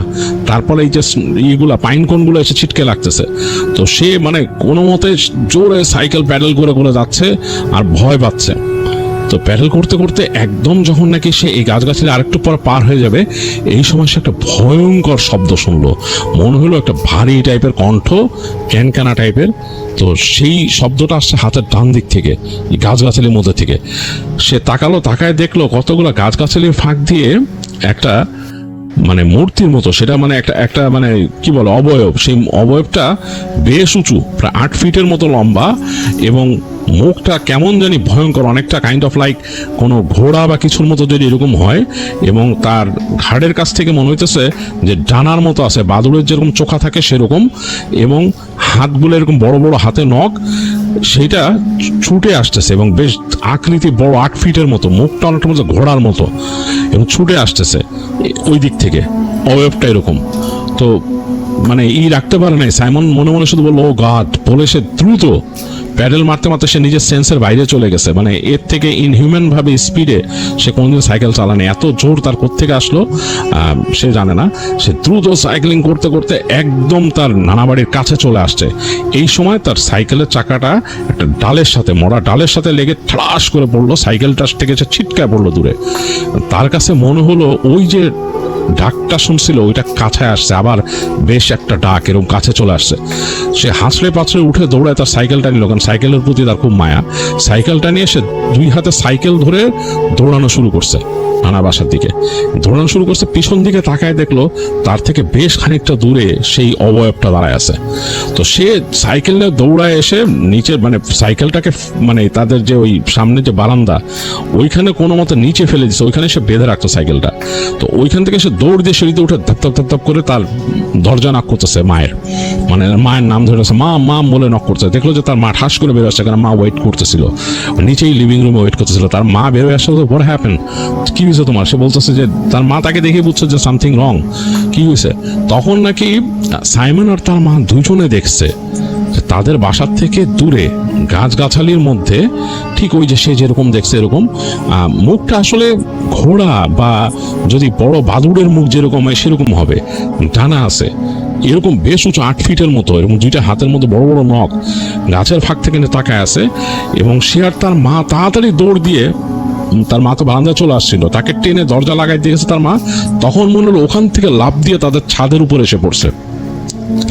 ধপ করে শব্দ হয়েছে, ধপ করে তাদের ছাদের মধ্যে শব্দ হয়েছে। তার নানা নাকি উপর থেকে চিৎকার করে উঠছে। তার নানা তো বয়স্ক ছিল, কিন্তু তার নানা মানে অন্যরকম, সে নাকি তার কাছে ওখানে তার প্রাইভেট প্রপার্টিতে সে বন্দুক রাখতো। তো সে গান নিয়ে ওখান থেকে চিৎকার করে উঠছে, এবং তার নানা নেমে আসছে উপর থেকে, মানে যত দ্রুত সম্ভব নেমে এসে বারান্দায় বেরিয়েছে। তার নানার অনেক সাহস, বের হয়ে থেকে নানা নাকি ফাঁকা গুলি করছে, এখানে ত্রুম ত্রুম করে গুলি করছে। তো যাই হোক, চারিদিক ভয়ঙ্কর শব্দ, তারপর নিস্তব্ধতা। অনেকক্ষণ এরকম ছিল চুপচাপ। তো তারপরে বেরোলো, তার সাইমন আর তার মা বেরিয়েছে। তার মা নানা কাছে, তার নানা বলে যে কি হয়েছে, এখানে ডিমন কোত্থেকে আসলো? তার নানা বলতেছে that old Demon is back again, old Demon is back again. তো বলতেছে, তার মা বলতেছে তাড়াতাড়ি, তার মা কিছু মানে জানতো, মানে বাইবেলের কিছু জানতো, ভার্স, সেগুলো পড়তেছে। তো তার নানাও নাকি পড়া শুরু করলো, দুইজন মিলে পড়তে পড়তে তারপর বসছে। তো তারপর রুমের মধ্যে বসে কথা বলতেছে। তো সাইমন তো অবাক হয়ে গেছে, এটা কি বলতেছে, old Demon is back again. তো তার মা নাকি বলতেছে যে আমি চাই না সাইমন এগুলো শুনুক। তার নানা বলতেছে না, সে যদি এখানে থাকে তাকে জানতে হবে, হি মাস্ট নো যে about this place, about the woods. হাত দিয়ে দেখাচ্ছে he must know about the woods and he mustn't go there. দেখাচ্ছে যে সে ওখানে অবশ্যই যাবে না। হ্যাঁ, তো বলতেছে যে মানে জিনিসটা কি? সাইমন বলছে আই ওয়ান্ট টু নো, মানে আমি জানতে চাই কি ব্যাপার। তো তার মা তখন বলতেছে যে এই জায়গা সম্পর্কে, বিশাল এই যে উঠছে পিছনে আছে, এটা তো অনেক দূর পর্যন্ত বিস্তৃত। এখান নিয়ে কথা আছে যে এই জায়গাটা মানে কার্সড, খারাপ, এবং এইখানে খারাপ ক্রিচার আছে। হ্যাঁ, মানে এটাকে ডেভিলের মানে শয়তানের বাচ্চা বলা হয়। তো আমরা মনে হয় সেটাকেই দেখছি এখানে। তো তখন সাইমন শুনছে, তার মার কাছে, তার নানার কাছে শুনছে, এবং পরবর্তীতে সে তার বন্ধুদের কাছ থেকেও জানতে পারছে। তার মা তাকে অনেকদিন সাইকেলে করে যেতে দেয়নি। যাই হোক, তার বন্ধুরা তাকে যে স্পষ্ট যে জিনিসগুলো বলছে, মানে সেটা সে মনে করে যে বন্ধুরা আরো এক্সপ্লেইন করছে তার কাছে ব্যাপারটা। তার মা নানা অত ক্লিয়ারলি বলেনি, জাস্ট বলছে যে এখানে শয়তানের ছেলে আছে। তো যাই হোক, তার বন্ধুরা তাকে বলছে যে এই জঙ্গলের কোনো এক জায়গায় নাকি একসময় একটা উইচ থাকতো, তখন থেকে প্রায় 200-300 বছর আগে একটা উইচ থাকতো, এবং উইচের 13 নম্বর যে 13তম যে সন্তান হয় সে নাকি এরকম মানে ওই যে ইসের মাধ্যমে, মানে ডেভিলের মাধ্যমে নাকি হয়, এবং সে এরকম ডেভিলের মতো হয়, এবং তাকে সেই উইচ মানে যে নাকি ডাইনি ছিল সে তাকে কার্স করে, এবং সে ওখান থেকে বের হয়ে যায়। ওই বাসার থেকে নাকি চিমনি দিয়ে উড়ে বের হয়ে গেছিল বাসার বাইরে, এবং সে নাকি তারপর থেকে এই পুরা যে এই উডসটা আছে, এই উইল্ডারনেস, এখানে নাকি সে এরকম ঘুরে বেড়ায়, মানুষকে ভয় দেখায়। তার বন্ধুরা বলছে এই ডাস্টিনের বড় ভাইয়ের ফ্রেন্ড, সে ওখান থেকে আসতেছিল একদিন রাতের বেলা গাড়ি নিয়ে। সে গাড়ি নিয়ে আসতেছিল, এবং সে নাকি তার গাড়ির চাকা ফ্ল্যাট হয়ে যায়। তো গাড়ির চাকা চেঞ্জ করার জন্য সে থামে, চেঞ্জ করতেছিল, সে তখন শব্দ পায়। যখন চেঞ্জ করে ফেলছে, সে অলরেডি চাকা চেঞ্জ করে ফেলছে, এই সময় শব্দ পায় খটখট খটখট করে। ওইখানে একটা ছোট্ট ব্রিজ ছিল কাঠের, ওখান থেকে নিয়ে খটখট খটখট করে শব্দ পায়। তো চিন্তা করে কি আসতেছে। তো ডাস্টিনের সেই ভাইয়ের ফ্রেন্ড সে তাকায় পেছনে তাকায়, দেখে যে যেই জিনিসটার বর্ণনা এখানে সাইমন দিছে, just kind of like that, ওইখান থেকে নাকি আসতেছে এবং ডাস্টিনের ভাইয়ের ফ্রেন্ড দ্রুত গাড়িতে উঠে গেছে, উঠে সে নাকি গাড়ি স্টার্ট দিয়েছে এবং সেই জিনিসটা নাকি তার গাড়ির উপর লাফায় পড়ছিল এবং গাড়ির উপর লাফায় পড়ছিল আর সে নাকি অনেক স্পিডে যে ব্রেক করছে এবং গাড়ির থেকে মনে হলো ছিটকে পড়ে গেছে জিনিসটা এবং সে খুব দ্রুত ওখান থেকে গাড়ি চালায় চলে গেছে, যে পুলিশ স্টেশনে গেছে রিপোর্ট করতে। তো ওখানে নাকি প্রথমে পুলিশ তার কথা শুনে বিশ্বাসই করে নাই, তো ওখানে একজন বয়স্ক ছিল, পুলিশ মানে ওখানে শেরিফ ছিল আর কি। তো পুলিশ বয়স্ক শেরিফ যখন আসছে তিনি শুনে নাকি চুপ গম্ভীর হয়েছিল, কিছু বলে নাই। তো ডাস্টিনের ভাইয়ের ফ্রেন্ডকে বলছে একে দাও, তুমি কি দেখছো? মানে এই বয়সী ছেলেপেলেদেরকে বিশ্বাস করতে চায় না, হ্যাঁ 19-20 বছর বয়স। তো সে তখন নাকি একে দেখায়, মানে যতটুকু পারে পেন্সিল দিয়ে এরকম দেখছে। তো তখন নাকি শেরিফ গম্ভীর হয়েছিল, আর কিছু বলেন নাই। সে বলছে যে ওকে, রাস্তার মধ্যে চলাফেরা করলে সাবধানে চলাফেরা করবা, এই উডস তো অনেক বড়, এখানে কি প্রাণী আছে আমরা জানি না, অনেক রকম প্রাণী আছে। তো যাই হোক, তো ওইখানকার নাকি প্রচলিত জিনিস এটা একটা কাইন্ড অফ লেজেন্ড। আর অনেকেই বিশ্বাস করে যে ওইখানে ওই ডেভিলের সন্তান ওইখানে আছে এবং সে ওই ওয়েল্ডারনেসে চলাফেরা করে, উড়ে বেড়ায়, নাকি রাতের বেলা উড়ে বেড়ায়, বিভিন্ন জায়গায় থামে। এখন এইটা তো আসলে লেজেন্ড, এই কথাটার কতটুকু ব্যাকগ্রাউন্ড আছে সেটা বলা দুষ্কর। বাট এই জিনিসটা নাকি সাইমন দেখছিল এইভাবে, এবং সাইমনের নিজের এক্সপিরিয়েন্স করা, এবং ওই যে সাইমনের ফ্রেন্ড ডাস্টিনের বড় ভাইয়ের বন্ধু দেখছে। আর ওই যে উইচের কথা, ওই পুকুরের পাড়ে উইচ, এইটাও নাকি অনেকে এরকম হঠাৎ দেখে এবং ওইখানে নাকি চলাফেরা করে উইচটা। সে উইচ নাকি চলাফেরা করে, মানুষকে এরকম ডেকে নিয়ে যায় ভুলোর মতো এদিক ওদিক। তারপর ওই যে যেটা বলছে ডাস্টিনের বড় ভাই, যে তারা শুনছে ওখানে এবং আরো মানুষ শুনছে যে ওখানে নাকি খেয়েও ফেলে মানুষকে এরকম, এটা কথা নাকি ওখানে প্রচলিত আছে ওই পুকুরের আশেপাশে, ওই উডসের মধ্যে। যাই হোক, ওই ফরেস্ট নিয়ে অনেক রকম এরকম ভয়ের কথা, লেজেন্ড প্রচলিত আছে এখানে। তো অনেক বছরই সেখানে ছিল সাইমন, এক সময় সে ওখান থেকে চলে যায় এবং তারা ফিলাডেলফিয়াতে সেটেল করে। তারপরে তার নানাও সেই তো বৃদ্ধ হয়ে এক সময় চলে যায়, তার নানার বাড়িটা পরবর্তী তারা সেল করে দেয়, তার আম্মার নামই আসে, তার আম্মা বিক্রি করে দেয় পরে। তো তারপর থেকে সাইমনরা ফিলাডেলফিয়াতেই থাকে এবং সেই জায়গাতেও নাকি অনেক হন্টেড ঘটনা আছে। এবং সাইমন এই ঘটনা তার জীবনে ঘটার পর থেকে সে সব রকমের প্যারানর্মাল জিনিসে বিশ্বাস করে। সে কোনো জায়গায় যদি কোনো প্যারানর্মাল ঘটনা শুনে, সে প্রথমেই ওইটাকে বিশ্বাস করে তারপরে এগোয়। এবং সে বলে যে সে যেখানে থাকে ফিলাডেলফিয়াতে নাকি অনেক রকমের এরকম বাসা আছে যেগুলোতে এরকম ঘটনা আছে, অনেক রাস্তা আছে যেখানে নাকি এই ধরনের ঘটনা আছে, এবং অনেকে অনেক কিছু বিশ্বাস করে এবং সাইমন নিজেও সেটা বিশ্বাস করে। তো যাই হোক, এই ছিল ঘটনা সাইমনের। রুদ্রের মামার বন্ধু সাইমন, এবং রুদ্রের মামা তার কাছ থেকে শুনেছে।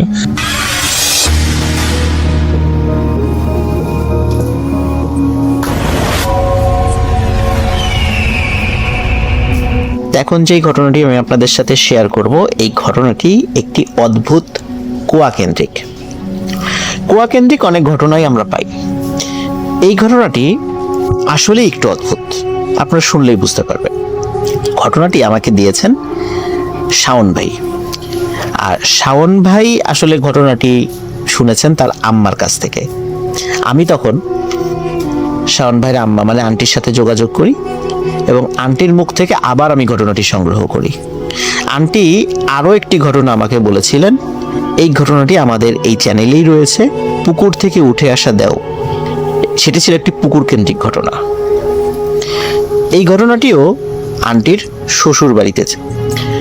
আর এখন যেই ঘটনাটি আমি বলবো সেটিও কিন্তু আন্টির শ্বশুর বাড়ির। ঘটনাটির স্থান মাগুরা জেলার সদর উপজেলার 18 খাদা ইউনিয়নের 18 খাদা গ্রামে। ওই গ্রামেই আন্টির বিয়ে হয়। ওই বাড়িতে একটি অদ্ভুত কুয়া ছিল। কুয়াটি মোটামুটি গভীরতার ছিল, কিন্তু কুয়াটির পরিধি খুব বেশি বড় ছিল না। একটা 8-9 বছর বয়সী মানুষ বা 7-8 বছর বয়সী মানুষ সে কুয়ার এক পাশে দাঁড়িয়ে হাত দিয়ে অপর পাশ অনায়াসে ছুঁতে পারত, মানে এতটা ছোট পরিধি ছিল। আর কুয়াটির একটি অদ্ভুত বিশেষত্ব ছিল, সেটি হলো এই কুয়ার পানি অস্বাভাবিক রকমের ঠান্ডা ছিল, যেটা অন্য কুয়ায় থাকতো না।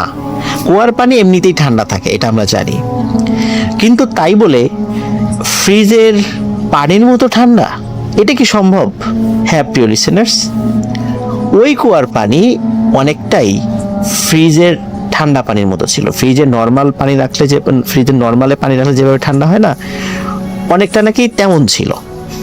এই কারণে গরমের সময় অনেকেই এই কুয়া থেকে পানি নিতে আসতো এবং সবাই রসিকতা করে বলতো যে কিরে তোদের কুয়ার মধ্যে কি ফ্রিজ বসানো নাকি, কুয়ার পানি এত ঠান্ডা?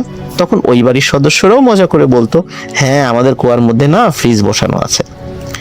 কিন্তু আসলে এই কুয়ার পানির বিশেষত্ব কি ছিল বা এই ঠান্ডা কেন হচ্ছিল, এটি কিন্তু বহু বছর কেউ জানতে পারে নাই।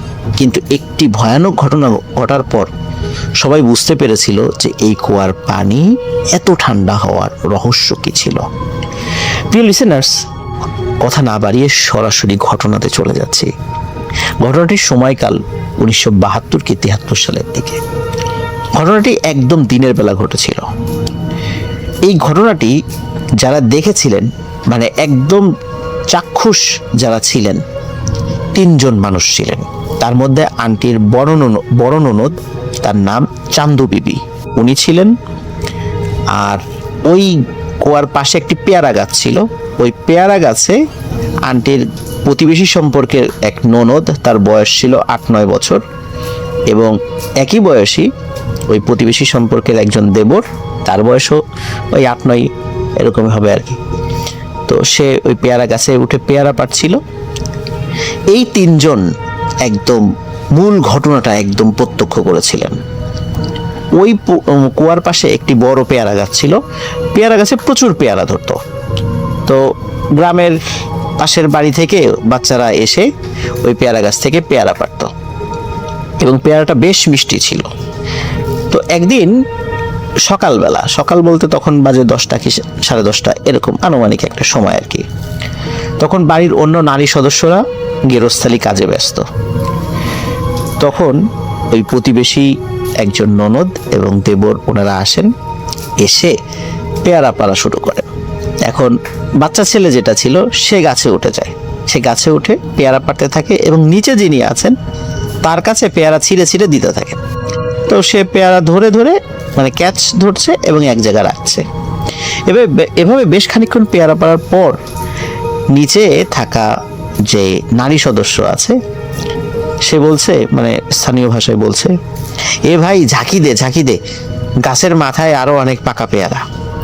তখন গাছে থাকা ছেলেটা চিন্তা করলো, হ্যাঁ তাই তো, গাছের মাথায় তো অনেক পাকা পেয়ারা আছে, কিন্তু সেগুলোর দিকে তো হাত যায় না, অত দূর তো হাত যাবে না, আর হাতে আপনার যেটাকে কোটা বলি আমরা সেটাও নাই, তাহলে ঝাঁকি দিই। তো সে যখন ঝাঁকি দিচ্ছিল, ঝাঁকি দেওয়ার ফলে গাছের যেই অংশে পাকা পেয়ারা বেশি ছিল সেটি ছিল আবার ওই কুয়ার কাছে, কুয়ার উপরে, যার ফলে পাকা পেয়ারাগুলোর অধিকাংশই কুয়ার মধ্যে পড়ে যাচ্ছিল। এই দৃশ্য দেখে তখন ওই যে নারী সদস্য, যে আন্টির ছোট ননদ, সে ওই কুয়ার কাছে যায়। কুয়ার কাছে গিয়ে কুয়ার অপর পাশে হাত দিয়ে নিজেকে একটু মানে ঝুঁকিয়ে দেয়, যেটাকে আমরা অনেক সময় নামাজে রুকুর হালতে যেভাবে থাকি না, ঠিক সেভাবে। তাতে করে কি হচ্ছে, উপর থেকে যখন গাছ ঝাঁকি দিচ্ছে তখন পেয়ারাগুলো, অধিকাংশ পেয়ারাই আর কি, মানে কুয়ার মধ্যে না পড়ে তার পিঠের উপর পড়ছিল, পিঠের উপর পড়ে গড়িয়ে মাটির উপর পড়ে যাচ্ছিল। তো উনি এই কাজটি করছিলেন আর উপর থেকে গাছ ঝাঁকি দিচ্ছিল। অল্প কয়েক মিনিট পরেই ওই যে আন্টির যে ছোট ননদ, সে হি হি হি হি করে হাসছে। তখন পাশে থাকা আন্টির বড় ননদ চান্দু বিবি, তো উনি কিন্তু পেয়ারা আসলে করতে আসেন নাই, মানে ওইভাবে পেয়ারা খুঁটছিলেন না, তো উনি এমনি একটু সাইডে দাঁড়িয়েছিলেন আর বসেছিলেন। তো উনি বলছে, কিরে তুই হাসিস কেন?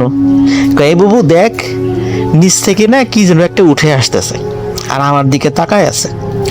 তখন আন্টির বড় ননদ চান্দু বিবি উনি বলতেছেন, কি রে, এ কি কয়, এই কি সম্ভব নাকি, নিচ থেকে কি উঠে আসে? আর উপরে যে গাছে যে ছেলেটি আছে সেও বলছে, এ বুবু নিচ থেকে সত্যি কি যেন একটা উঠে আসতেছে।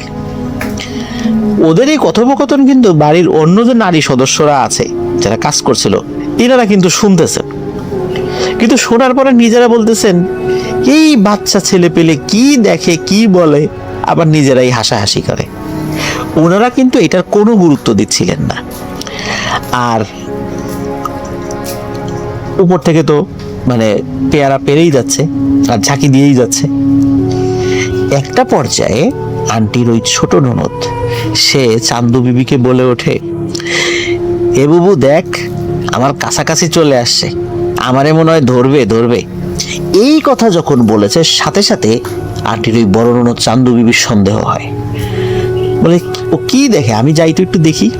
তখন উনি যখনই কুয়ার কাছে গেছে একটা ভয়ানক জিনিস উনি দেখে অর্ধেক মানুষ আর অর্ধেক মাছের মতো, তার দুইটা হাত রয়েছে মানুষের মতো এবং ছোট ছোট দুইটা পা রয়েছে, এবং কুয়ার এটি কি করেছে, কুয়ার নিচ থেকে বেয়ে বেয়ে উপরে উঠে আসছে এবং প্রায় কাছে চলে আসছে। কুয়ার উপরে যিনি বসে আছেন বা যিনি ওই যে কুয়াটাকে ঢেকে রেখেছেন শরীর দিয়ে, তাকে ধরবে ধরবে ভাব, এমন সময় চান্দু বিবি ওর হাতটা ধরে হ্যাঁচকা টানে কুয়ার উপর থেকে তাকে সরিয়ে দেন। যখনই সরিয়ে দেন তখন ওই যে গাছে যিনি আছেন উনি দেখেন যে ওই জিনিসটা, ওই প্রাণীটা খপ করে ধরার চেষ্টা করেছিল ওই মেয়েটাকে, কিন্তু পারেনি। যখনই পারেনি তখন ওই প্রাণীটি লাফ দিয়ে পানির নিচে চলে যায়, মানে কুয়ার নিচে চলে যায়, আর সাথে সাথে ওই কুয়ার চতুর্দিক থেকে ভেঙে মাটি সহ ভেঙে কুয়ার মধ্যে ধপাস করে পড়ে যায়। এই দৃশ্য যখন দেখে সবাই খুব ভীত হয়ে যায়। আশেপাশ থেকে ওই যে যারা গৃহস্থালী কাজ করছিল বাড়ির নারী সদস্যরা, তারা এই ধপাস করে শব্দ শুনে দৌড়ে চলেছে, কি হয়েছে কি হয়েছে। তখন বলে এই ঘটনা। তখন ওনারাও ভয় পেয়ে যান, যে বলিস কি, এমন একটা জিনিস এর মধ্যে ছিল, ও এই জন্যই তো এই কুয়ার পানি এত ঠান্ডা। তখন আন্টির শ্বশুরকে দ্রুত খবর দেওয়া হয়, উনি মাঠে কাজ করছিলেন, উনি চলে আসেন। চলে আসার পরে সব ঘটনা শোনেন এবং দেখেন কুয়ার এই অবস্থা। সাথে সাথে উনি বাড়ির অন্য সদস্যদেরকে নির্দেশ দেন যে গোয়ালঘর থেকে যে গরুর গোবরগুলো আছে সেগুলো নিয়ে আসার জন্য, এবং আরও যে ময়লা আবর্জনা আছে সেগুলো নিয়ে এসে এই কুয়ার মধ্যে ফেলার জন্য, এবং আশেপাশ থেকে প্রতিবেশীদেরকে উনি এই একই কাজ করতে বলেন। তখন সবাই এই কাজটি করে, এবং যখন এই কাজটি করে আশেপাশ তারপরে অন্য জায়গা থেকে মাটি নিয়ে এসে এই কুয়াটা একদম স্থায়ীভাবে ঢেকে দেওয়া হয়। তারপর থেকে সবাই বলা বলি করত যে এই ভয়ানক জিনিসটাই কুয়ার মধ্যে ছিল, এই কারণেই এই কুয়ার পানি এত ঠান্ডা। আর এতদিন কারো কাছে সেটি দৃশ্যমান হয় নাই। আজকে হঠাৎ ওই বাচ্চা মেয়েটিকে সে নিয়ে যাওয়ার চেষ্টা করেছিল, হয়তোবা ওকে ধরে নিয়ে চলে যেত আর ওকে পাওয়া যেত না। যেহেতু সে পারেনি, সে তার পরিচয় বা তার এই তার চেহারা বা বডি এটা মানুষ দেখে ফেলেছে, এই জন্য সে কুয়াটা ভেঙে নিচে ফেলে দিয়েছে। যাই হোক, এরপর থেকে ওই কুয়াটা আর তো ব্যবহার উপযোগী ছিল না, আর থাকার কোনো মানে প্রশ্নই নেই। কুয়াটা স্থায়ীভাবে ঢেকে দেওয়া হয়। এই কুয়ার উপরে এখন ঘরবাড়ি রয়েছে।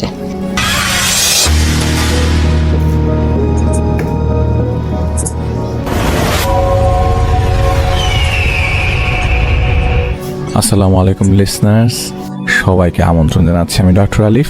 আশা করছি আপনারা সবাই ভালো আছেন, সুস্থ আছেন। এখনের যে ঘটনাটি শেয়ার করব সেটি হচ্ছে সম্রাট ভাই নামে একজন আমাদেরকে পাঠিয়েছেন, এবং সেটা 2012 সালের একটি ঘটনা। তখন তিনি সবেমাত্র এসএসসি পরীক্ষা দিয়েছেন এবং তারা সব বন্ধুরাই সবাই খুশি, কারণ পরীক্ষা শেষ, এখন খেলাধুলার সময়। সকাল হতে না হতেই চলে যেত মাঠে ক্রিকেট খেলার উদ্দেশ্যে। ঘটনার দিনও তারা সব বন্ধুরা মিলে ক্রিকেট খেলছিল। খেলা শেষে তারা যেই তালের শ্বাস, অপরিপক্ক তাল ওই সময় হয়, ওইটা খাওয়ার জন্য তারা তাল গাছের এখানে যায়, এবং তাল গাছটা ছিল গাজনার বিলের মধ্যে। তো তাদের মধ্যে একটা জুনিয়র ছেলে ছিল, সে গাছে উঠতে পারে এবং প্রচুর পরিমাণে পাকা সে গাছে উঠতে। সে গাছে উঠলো এবং অনেকগুলো তাল পারলো আর কি। তারা সবাই সেই তাল খাওয়া নিয়ে ব্যস্ত। হঠাৎ তাদের একটা বন্ধু সোহান বলছিল তাল দিয়ে অনেক সুন্দর সুঘ্রাণ আসছে আর কি, কিন্তু তারা কেউই পাচ্ছিল না এই সুঘ্রাণটা। তো এক প্রকার হেসেই উড়িয়ে দেয়, কি বলস না বলস, কোথার থেকে কি। কিছুক্ষণ পরে সবাই সুঘ্রাণটা পেল এবং অদ্ভুত লাগলো বিষয়টা, কিন্তু অতটা মাথায় নেই, কারণ এটা এরকম হতেই পারে। হঠাৎ একটা শব্দ আসলো এবং শব্দটা এমন যেন কেউ কর্কশ গলায় বলতেছে, তপু তপু।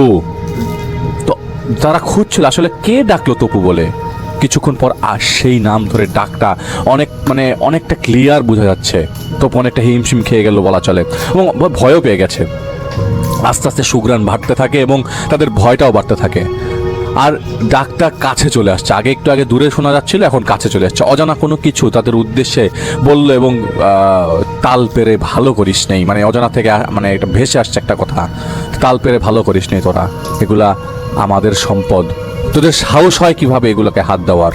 তারা সবাই ভয় পেয়ে যায়। বিলের মধ্যে মানে আমবাগানের মধ্যে থাকার কারণে বিলটা অনেক জায়গাটা কেমন মানে একটা ভুতুরে অবস্থা মানে বিরাজ করছিল। তখন তাড়াহুড়া করে সবাই এখান থেকে দৌড় দেয়, সবাই ভয় পেয়ে পালিয়ে যায়, সবাই বাসায় চলে যায় এবং সব কিছু স্বাভাবিক করে, কেউ বাসায় কাউকে কিছু বলে না। সেদিন বিকালবেলাও সব বলে আবারও খেলতে লাগলো তারা। খেলা শেষে সবাই বাসায় চলে গেল, তপুও বাসায় চলে গেল। রাতের খাবার শেষে টিভি দেখতে দেখতে সবাই ঘুমিয়ে গেছে। সকালে উঠে ঠিক পুরনো রুটিন মাফিক আবারও খেলা শুরু এবং সবাই উপস্থিত, কিন্তু একজন নাই, তপু আসে নাই খেলতে। ভাবলাম মানে ওরা ভেবেছিল যে হয়তো কোনো কাজ করে গেছে সেজন্য আসে নাই, ওই বিষয়ে না চিন্তা করে তারা খেলতে লাগলো। খেলা শেষে দুপুর গড়িয়ে তখন হঠাৎ করে খবর আসলো তপুর বাসায়তে ঝামেলা হয়েছে। তারা সবাই তপুর বাসায় গিয়ে হাজির কি হয়েছে জানতে। যাওয়ার পর দেখা গেল তপুর চেহারাটা কেমন মলিন হয়ে আছে। হাসি খুশি ভরা ছেলেটাকে সবাই এরকম মলিন ভাববে, মলিন অবস্থায় দেখবে, এটা কেউ চিন্তা করে নাই। তো সবার একটাই প্রশ্ন, যে খেলতে আসলি নাকি? ও ভয়ে ভয়ে বললো ওরা আমাকে মনে হয় বাঁচতে দিবে না। তো সবাই বললো কি বলিস পাগলের মতো, কে বাঁচতে দিবে না? পাগল হইলে নাকি, পাগল হয়ে গেলি নাকি, দূর কি বল। ও বললো আমি রাতে একটা স্বপ্ন দেখছি, স্বপ্নে আমাকে বলা হচ্ছিল আমাদের সবগুলো তাল ফিরিয়ে দে, আর না হয় তোর জান দে। এটা শুনে তপুর ঘুম ভেঙে যায়। ঘুম ভেঙে তপু উঠে দেখে অদ্ভুত কিছু ফিল হতে থাকে তার। সারা শরীর ঠান্ডা হয়ে সারা ঘর অন্ধকারাচ্ছন্ন হতে থাকে। মনে হচ্ছিল অমাবস্যার রাত, কিছুই দেখা যাচ্ছিল না, শুধু গতকালকার সুঘ্রাণ পাচ্ছিল এবং অজানা কিছু শব্দ কানে আসছিল। এবং তপু কিছু বুঝে উঠতে পারছিল না, ভয়ে চিৎকার দিতে ইচ্ছা করছিল অনেক, কিন্তু অদ্ভুত ব্যাপার, কোনো শব্দ আসছিল না তপুর গলা দিয়ে। মনে হচ্ছিল কেউ গলার দম আটকে রেখেছে। দম বন্ধ করা পরিবেশে তাকে পাগল করে দিচ্ছিল। কানে কিছু আধো শব্দ ভেসে আসতে লাগলো। সেখানে বলা হচ্ছিল আজকেই তোর শেষ দিন, তুই প্রস্তুত হয়ে যা মরার জন্য। হঠাৎ আধো একটা আলো কোত্থেকে যেন আসতে লাগলো। সেই আলোতে তপু দেখতে পেল, সেটা সে বুঝে গেল এটাই তার শেষ রাত। তবু দেখতে পাচ্ছিল তপু শুয়ে আছে সেই তাল গাছটার নিচে। চারিপাশে অনেক মানুষের মতো কিছু একটা তাকে ঘিরে রেখেছে। তারা সবাই তার দিকে রাগান্বিতভাবে তাকিয়ে আছে। মনে হচ্ছে জিভ বের করে এখনই তাকে গিলে খেয়ে ফেলবে। তপু প্রচুর ভয় পেয়ে যায় এইসব দেখার পর। কখন যে অজান্তে জ্ঞান হারিয়ে ফেলে তপু বোঝে নাই। ঘুম ভাঙার পর তপুর বিছানায় শুয়েছিল। শোরুমের সব ঠিকঠাক, দুঃস্বপ্নই হবে, একটা স্বস্তি তপু ভোগ করলো কিছুক্ষণ। এরপরে উঠতে গেল বিছানা থেকে, তখন খেয়ে গেছে সবচেয়ে বড় ধাক্কা। বিছানায় প্রচুর ঘাস পড়ে আছে আর রুমের ফ্লোরে 3-4টা তাল পড়ে আছে। তখন মনে হচ্ছিল রাতের থেকে আরো বেশি ভয় পেয়ে গেছে তপু। ভয় পেয়ে চিৎকার দিয়ে উঠে, চিৎকার শুনে তার মা ছুটে আসে তার রুমে। তার মা বিছানায় ঘাস আর ফ্লোরে তাল পড়ে আছে দেখে নিজেও ঘাবড়ে যায়। তখন তপু তার মাকে সবকিছু খুলে বলে এবং তার মা তাকে সান্ত্বনা দিয়ে বলে বাবা ভয় পেও না, সব ঠিক হয়ে যাবে। এবং তার বন্ধুরা ওই মুহূর্তে গুলি শুনে প্রচুর ভয় পেয়ে যায়। তো যেই ভাই ঘটনা পাঠিয়েছে তিনি মনে মনে ভাবতে থাকে তাদের সাথেও কি একই ঘটনা ঘটবে? তারাও তো ওই জায়গায় ছিল, ওই ঘটনার স্থানে ছিল। তো তপুর বাবা আসে, ওনার সাথে মসজিদের ইমাম সহ আসে। ইমাম সাহেব সব কিছু শুনে তপুকে একটা তাবিজ দিয়ে যায়, বলে তাবিজটা যেন ভুলেও না খুলে। 2 দিন আর কিছু ঘটে না। 2 দিন পর ওর সাথে ঘটলো আরো ভয়ঙ্কর ঘটনা। তপু ঘুমাতে গেলেই দেখতো একটা কালো ছায়া, তার একটাই কথা তোকে মরতেই হবে। ও পাগলের মতো হয়ে যেতে থাকলো, সব কিছুতেই ভয় পেতে থাকলো। এমনকি ওর বাবা কোনো উপায় খুঁজে না পেয়ে আবারও ইমাম সাহেবের কাছে যান এবং সব ঘটনা বলেন। ইমাম সাহেব বলেন আপনার ছেলের উপরে শক্তিশালী জিনের আছর করেছে, যা আমার আয়ত্তের বাইরে। তবে আমি একজন ইমাম সাহেবকে চিনি, আপনারা তার কাছে সাহায্য চেতে পারেন। সেই হুজুরটির বাসা তাদের গ্রাম থেকে 50 কিলোমিটার দূরের পথ। তিনি পাবনা শহরের একটা নামকরা মসজিদের ইমাম সাহেব। কোনো উপায় খুঁজে না পেয়ে পরদিন সেই হুজুরের কাছে তপুর বাবা যান এবং মৌলানা সাহেবের সব কিছু বলেন। সব শোনার পর হুজুর সাহেব 2 দিন পর তপুকে দেখতে আসবার কথা বলে সেখান থেকে তপুর বাবাকে বিদায় দেন। সময়টা তখন সন্ধ্যার দিক হবে। তো যেই ভাই ঘটনা পাঠিয়েছেন তিনি এবং তার বন্ধু জহুরুল তখন তপুদের বাসায় যায়। হুজুর সাহেব রুমে ঢুকে তপুকে খুব ভালোভাবে পর্যবেক্ষণ করতে থাকে যে কি হয়েছে না হয়েছে। ভালোভাবে পর্যবেক্ষণ করার পরে হুজুর সাহেব একটা নির্দিষ্ট আসনে বসা। মিনিট 10 পর হুজুর সাহেব ভয়েস চেঞ্জ করে ফেলে, কর্কশ গলায় বলে থাকে এই তুই কোথা থেকে এসেছিস, কেন জ্বালাচ্ছিস? জবাবে তপু বলে, ও আমার সম্পদে হাত দিয়েছে। অদ্ভুত ব্যাপার, তপুর কণ্ঠটাও তখন অচেনা লাগছিল তাদের সবার কাছে। তো তাদের চিরচেনা বন্ধুর গলা এটা হতে পারে না। বুঝা গেল যে তপুর ভেতরে সেই জিন এসেছে। যাই হোক, হুজুর সাহেব বলল, তুই কি ওর জন্য এমন করছিস? কি হলে তুই ওকে ছেড়ে দিবি? তপু চিৎকার করে বলে উঠলো, ওর জান। শুনে ওর মা ভীষণ ভেঙে পড়ে এবং কান্না করতে লাগে। হুজুর সাহেব বলেন, আমি থাকতে তো তোকে এগুলি হতে দিব না, তুই ভালোই ভালো এখান থেকে যা, নইলে আমি তোকে জোর করতে বাধ্য হব। রাগান্বিত স্বরে তপু বলে, ওর জীবন না নিয়ে আমি কোনোভাবে এখান থেকে ছেড়ে যাব না। হুজুর তার স্বরূপে ফিরে আসেন এবং বলেন, ও খুব খারাপ একটা জিনে আছর করেছে। কাল রাত 11টার সময় আসবো, ততক্ষণ আপনারা ওকে দেখে রাখবেন ভালো করে, ও যেন কোনো ঝামেলা না করে, এবং সাথে গরম তেল রাখবেন। এই বলে হুজুর সাহেব চলে যায়। গ্রামে 11টা রাত মানে অনেক রাত। হুজুর সাহেব আসে, তপু রুমে ঢোকে, সব আলো নিভিয়ে দেয়। কথা মতো সব আলো নিভিয়ে দেওয়া হলো এবং রুমটা পুরো অন্ধকার হয়ে গেল। 2-3 মিনিট পর একটা অদ্ভুত শব্দ হলো। শব্দটা অচেনা। রুমের মধ্যে একটা ঝলকা আলো কোত্থেকে যেন চলে এসছে। আলোটা শুধু তপুর উপরে গিয়ে বলল, তপুকে দেখে স্বাভাবিক মনে হচ্ছিল। সেই মায়া ভরা কণ্ঠে বলে উঠল, সম্রাট, কালকে শুক্রবার, কারোর সাথে খেলা দিস নাই? পাশের গ্রামের সাথে না খেলার কথা ছিল। তো সম্রাট ভাই বলছে, মানে কি বলবে বুঝতে পারছিল না, বললো, হ্যাঁ দিয়েছি, কাল সকাল 9টার সময় খেলা। হুজুর তেলটা নিয়ে ফ্লোরের মধ্যে গোল দাগ কেটে দিল। গোল দাগের মধ্যে একটা কাগজ রাখলো আর কোন একটা সূরা পাঠ করতে থাকলো। তপুর চেহারা আস্তে আস্তে বদলাতে থাকলো। হঠাৎ করে কেমন যেন একটা চিৎকার দিয়ে উঠলো। হুজুর সাহেব সূরা পড়ার গতি আরো বাড়িয়ে দিলেন। তপুর চিৎকার বাড়তে থাকে। রুমের মধ্যে অদ্ভুত একটা ছায়া চলে আসলো অনেকগুলো। তারা রুমের চারদিকে ঘুরতে শুরু করে দিল। তপুর চিৎকার আস্তে আস্তে কান্নাতে পরিণত হলো। তপু কান্না ভরা কণ্ঠে বলে লাগলো, ওই গাছ আমাদের, ওর সব ফল আমাদের, ও কেন এগুলো পারলো? হঠাৎ করে অনেকে ধস্তাধস্তির শব্দ আসতে লাগলো চারিপাশ থেকে। মনে হচ্ছিল ছায়াগুলো যেন তপুকে আঘাত করছে, কারণ তপু কেঁপে কেঁপে উঠছিল। হুজুর যে কাগজটা রেখেছিলেন সেইখানে হঠাৎ করে আগুন জ্বলে উঠলো। দাউ দাউ করে আগুন জ্বলতে থাকলো।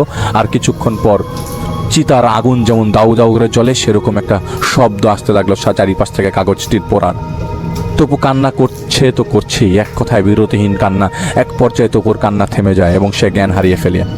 রুম থেকে হঠাৎ করে সবগুলো ছায়া উধাও হয়ে যায়। কাগজটার আগুনটাও নিভে যায়। রুম আবার অন্ধকার হয়ে যায়। হুজুর সাহেব আলো জ্বালিয়ে দিতে বলে। আলো জ্বালানোর পর যা দেখলো, সবাই রীতিমতো অবাক। কাগজটি যেমনটা ছিল ঠিক তেমনটাই রয়েছে। মাওলানা সাহেব বলল, তপু এখন পুরোপুরি সুস্থ, তবে তাল গাছটি যত তাড়াতাড়ি সম্ভব কেটে ফেলতে হবে। তাল গাছের ন্যায় 10টা জিনের বসবাস। এই বলে মাওলানা সাহেব চলে যায়। পরের দিন তাল গাছের মালিকের কাছ থেকে তপুর বাবা তাল গাছটি কিনে নেয় এবং তা কেটে ফেলে। সেদিনের পর থেকে তপু সম্পূর্ণ সুস্থ জীবনযাপন করেছে। তপু ডিপ্লোমা শেষ করে এখন জাপানে আছে, গ্রাফিক্স ডিজাইনের উপর বিএসসি করছে। তো যিনি সম্রাট ভাই, তিনি অনেক মিস করে তাকে, তার মানে মিস করার কথাটাও তিনি বলেছেন। তো এইটাই হচ্ছে কথা। এবং তিনি বলেছেন, তিনি একটা মেসেজ দিয়েছেন তপুকে যে, মিস ইউ মামা, যেখানে থাকিস ভালো থাকিস সব সময়, এই দোয়াই থাকবে তোর জন্য পরম দয়ালু আল্লাহর কাছে। তো এইটাই ছিল ঘটনা। আশা করছি আপনাদের সবার ঘটনা ভালো লেগেছে।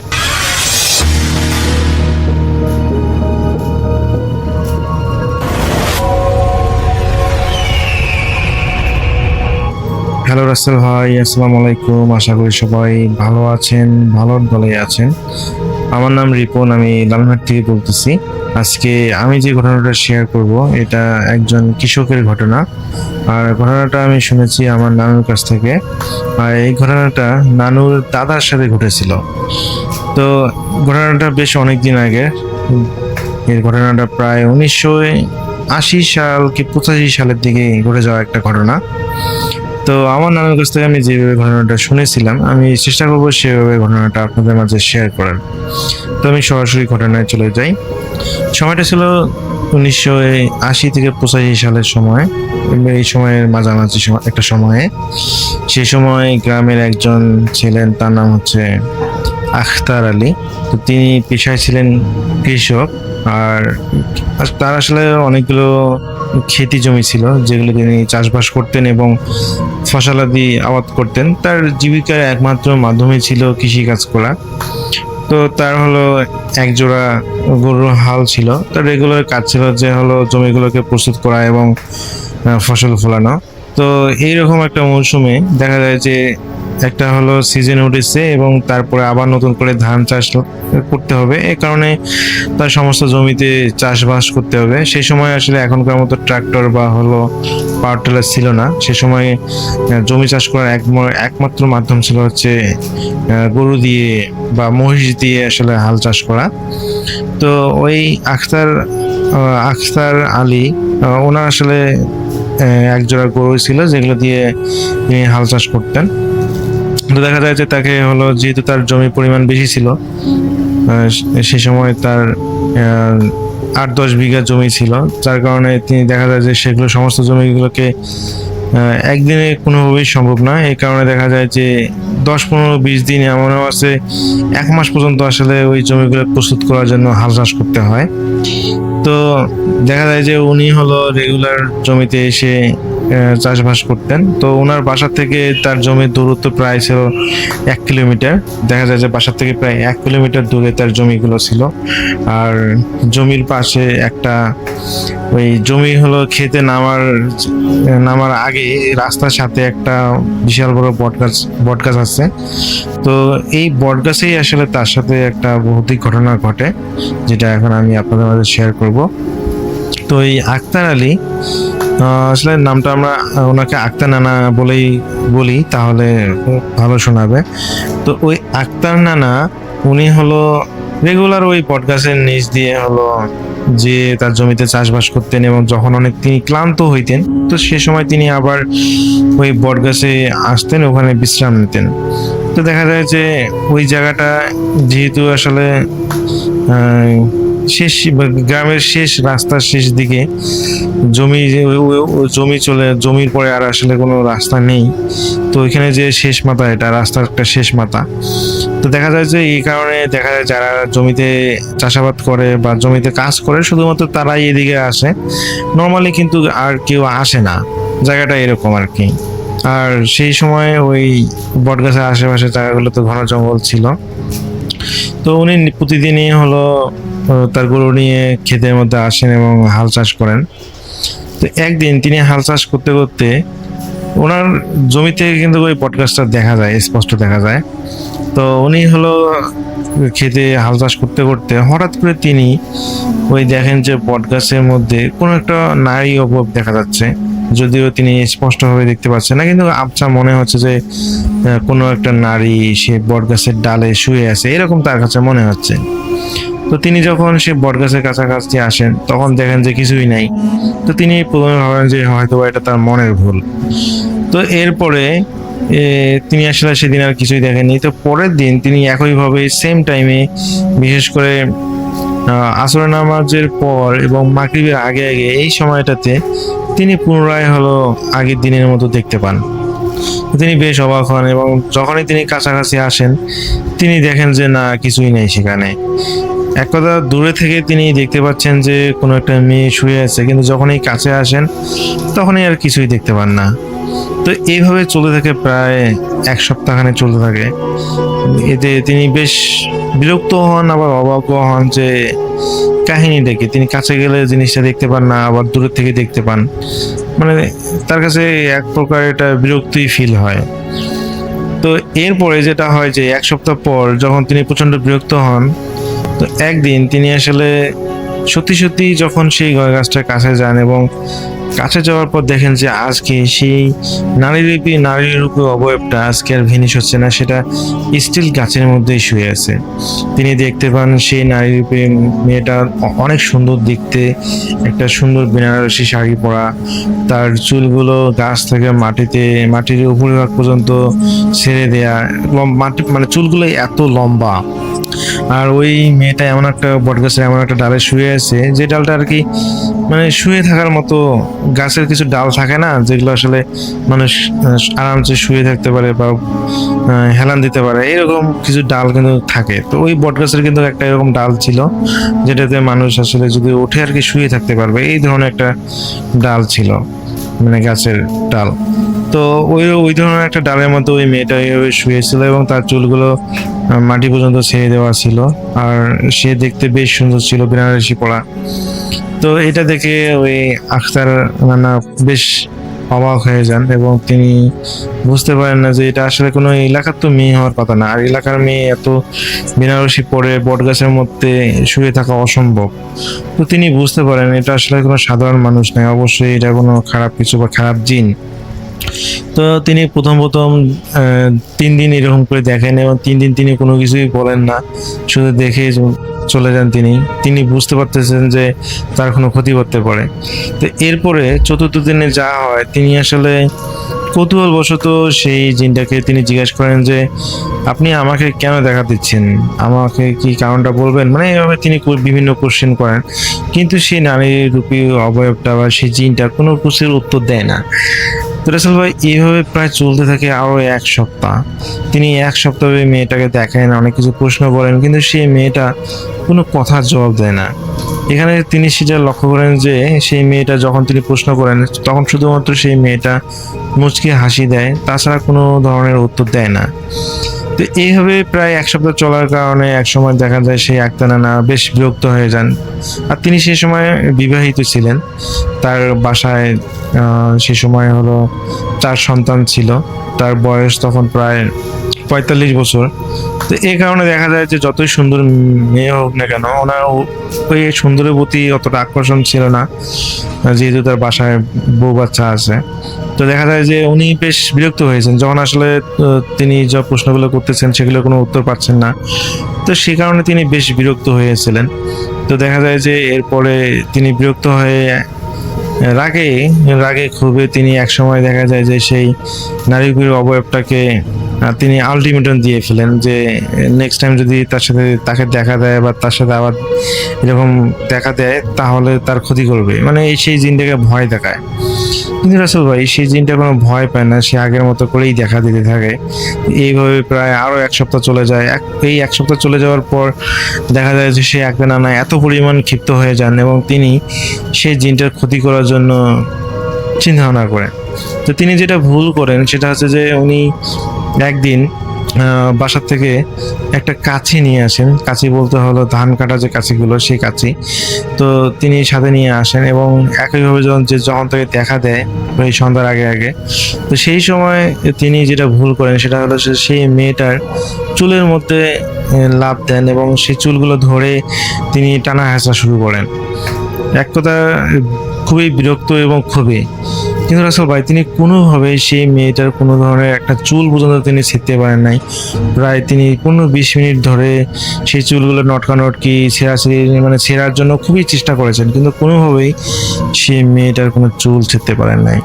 তো রাসেল ভাই যখনই তিনি হলো ওই কাশি দিয়েও চেষ্টা করেছেন তাও পারেন নাই। তো যখন এক পর্যায়ে তিনি অনেকক্ষণ চেষ্টা করার পর সফল হন না, তখন দেখা যায় যে তিনি যখন চুল ছেড়ে দিয়ে বাসার দিকে রওনা দেবেন, সেই সময় ওই মেয়েটা প্রথমবারের মতো বলে ওঠে, আক্তার, এই আক্তার। তখন হলো নানা পিছনে ফিরে তাকান এবং দেখেন যে সেই মেয়েটা এখন সেই মিষ্টি হাসির মতো, মানে মুচকি হাসি দিলে যে মিষ্টি দেখাতো সেরকম দেখাচ্ছে না। এখন মনে হচ্ছে মেয়েটা প্রচণ্ড রেগে আছে, গম্ভীরভাবে তার নাম ধরে ডাকতেছে। তো যখনই তিনি পিছনে ফিরে তাকান তিনি দেখেন এরকম অবস্থা, তখনই সেই মেয়ে জিনটা বলতেছে যে আজকে যেটা করলি সেটা ভালো বলি না, এর পরিণাম তোকে ভুগতে হবে। তো রাসেল ভাই এটা শোনার পর আক্তার নানা তিনি সেখান থেকে বাসায় চলে যান এবং বাসায় যাওয়ার পর থেকে তিনি বেশ অসুস্থ অনুভব করেন এবং ধীরে ধীরে তার শরীরে প্রচণ্ড পরিমাণে জ্বর আসে এবং মাঝরাতে তিনি রক্ত বমি শুরু করেন। তো দেখা যায় যে গ্রাম্য ডাক্তার নিয়ে আসা হয়, গ্রাম্য ডাক্তার পরীক্ষা নিরীক্ষা করে বলেন যে আসলে এটা তার মাধ্যমে সম্ভব না, আপনার কোনো ভালো হুজুর বা কবিরাজকে দেখান। কিন্তু রাসেল ভাই ওই ওনাকে আসলে এত রাতে কবিরাজ কোথায় পাওয়া যাবে, এটা তো ইনস্ট্যান্ট আসলে পাওয়া সম্ভব না। রাত প্রায় 2টা বাজে 1টা বাজে এরকম একটা অবস্থায় সে সময় এলাকার গ্রামের ডাক্তার পাওয়া গিয়েছিল, তাকে নিয়ে আসে আসলে প্রাথমিক চিকিৎসা করা হয়, কিন্তু কোনোভাবেই কোনো কিছু হচ্ছিল না। তো উনি যখন ওই ডাক্তার বলছিল যে এটা আসলে জিনগত সমস্যা, আপনারা কোনো হুজুরকে দেখান বা কোন তান্ডব উজাকে দেখান। তো এলাকার আসলে ওইভাবে ভালো কোনো হুজুর ছিল না। তো আসলে তারা চিন্তা করে যে সকালবেলা দেখাবে, কিন্তু রাসেল ভাই সকাল হতে হতে সেই আক্তার নানা এতটাই অসুস্থ হয়ে যান, তিনি রক্ত বমি করতে করতে এতই ক্লান্ত হয়ে যান যে তিনি সকাল 8টা-9টার দিকে তিনি পৃথিবীর মায়া ত্যাগ করে চলে যান। তো রাসেল ভাই তিনি মারা যাওয়ার আগেই আসলে তো ওনার স্ত্রীকে এই ঘটনাটা বলে গিয়েছিলেন। বলতে যখন তিনি প্রচণ্ড অসুস্থ হয়েছিলেন, তো ওনাকে যখন জিজ্ঞেস করা হয়েছিল যে কি হয়েছে, তখনই নাকি তিনি ওনার স্ত্রীকে এই ঘটনাটা শেয়ার করেন যে এরকম এরকম কিছুদিন থেকে তার সাথে এরকম হচ্ছে, আজকে তিনি এই ভুল কাজটা করে ফেলেছেন, এই কারণে হয়তো তার শরীর অনেক খারাপ করতেছে। তো এটা বলে গিয়েছিলেন। তো এরপরে আসলে এটা ওনার স্ত্রীর কাছ থেকে ঘটনাটা শোনা যায়। এটা আমার নানুর হলো দাদুর একটা ঘটনা, তো খুবই মর্মান্তিক ঘটনা ছিল। তো রাসেল ভাই আসলে এখানে একটা কথাই বলতে চাই, সেটা হচ্ছে যে আমরা আসলে ভুলে হোক বা রাগে হোক ক্ষোভে হোক, আমাদের আসলে এমন কিছু করা না উচিত নয় যেগুলো কাজ আমাদের নিজেদের ক্ষতি নিয়ে আসতে পারে বা আমাদের ক্ষতি হতে পারে। এই ধরনের কাজগুলো মোটেও করা উচিত নয়। কোনো জিন যদি দেখাও দেয়, অবশ্যই সেগুলো থেকে আসলে সবসময় যতদিনই দেখা দেখবা যেটাই করুক না কেন, সেগুলো থেকে আসলে আমাদেরকে অ্যাভয়েড করে চলতে হবে। সেগুলোর সাথে আসলে দ্বন্দ্ব তৈরি করা বা তাদের সাথে প্রতিশোধমূলক কিছু করতে গেলে তারাও প্রতিশোধ নেবে, এতে করে আমাদের অনেক ক্ষতি হতে পারে। তো এই সমস্ত কাজগুলো থেকে আমাদের সবাইকে দূরে থাকতে হবে। তো লিসেনার্স, রাসেল ভাই এটাই ছিল আমার ঘটনা। আমি জানি না ঘটনাটা কতটুকু গুছিয়ে বলতে পেরেছি। আমি চেষ্টা করেছি আমার নামের কাছ থেকে আমি যেভাবে শুনেছিলাম একইভাবে আপনাদেরকে শেয়ার করার। যদি ঘটনার মধ্যে কোনো ভুল ত্রুটি হয়ে থাকে, সবাই ক্ষমার সুন্দর দৃষ্টিতে দেখবেন। আমার কাছে আরও অনেক ঘটনা আছে, আমি সেগুলো পরবর্তী এপিসোডে আপনাকে পাঠানোর চেষ্টা করব। সেই পর্যন্ত সবাই ভালো থাকবেন, সুস্থ থাকবেন, এই প্রত্যাশায়। আল্লাহ হাফেজ।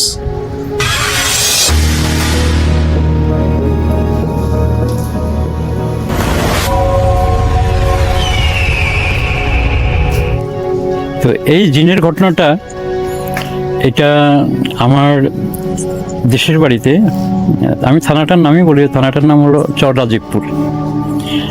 আপনারা আরও চিনবেন, বেশি করে সারা বাংলাদেশের লোকে চিনবেন। এই চররাজীবপুর কেন বিখ্যাত? এটা হলো, আপনি তারামন বিবির নাম শুনেছেন, বীর প্রতীক। এই তারামন বিবির শহরটাই হলো চররাজীবপুর। আর এই ঘটনাটা হলো তারামন বিবির বাড়ি থেকে আধা কিলোমিটার দূরত্বে, উত্তর দিকে। তারামন বিবির বাড়ির উত্তর দিকে আধা কিলোমিটার দূরত্বে।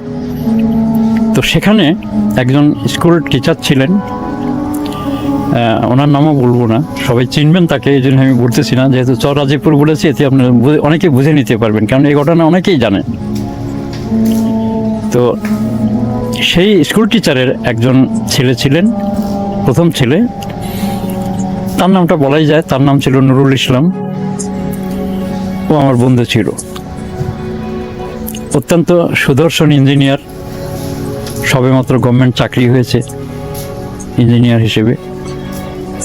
আমার খুবই বন্ধু, এবং আমার লেখালেখি আমি তখন থেকেই করি, তো আমার লেখারসের সঙ্গে, এবং আমি গান ভালোবাসতাম, সেও গান শুনতে ভালোবাসতো, কখনো সখনো গাইতো। এরকম একটা খুব চমৎকার একটা বন্ধু। আমার থানা হলো তার পার্শ্ববর্তী থানা। ওই রাজীবপুর থানাটা আগে থানা হিসেবে ডিক্লেয়ার ছিল না, এই থানাটা পরে হয়েছে। ওটা আগে আমাদের রুমারি থানার অধীনে ছিল, পরে ওটা আলাদা হয়ে আরেকটা থানা হয়েছে। তো সেই নুরুল ইসলাম আমার বন্ধু হওয়ার সুবাদে আমার একটা বাইসাইকেল ছিল, বাইসাইকেলটার নাম ছিল রেলি সাইকেল, বেশ পুরনো।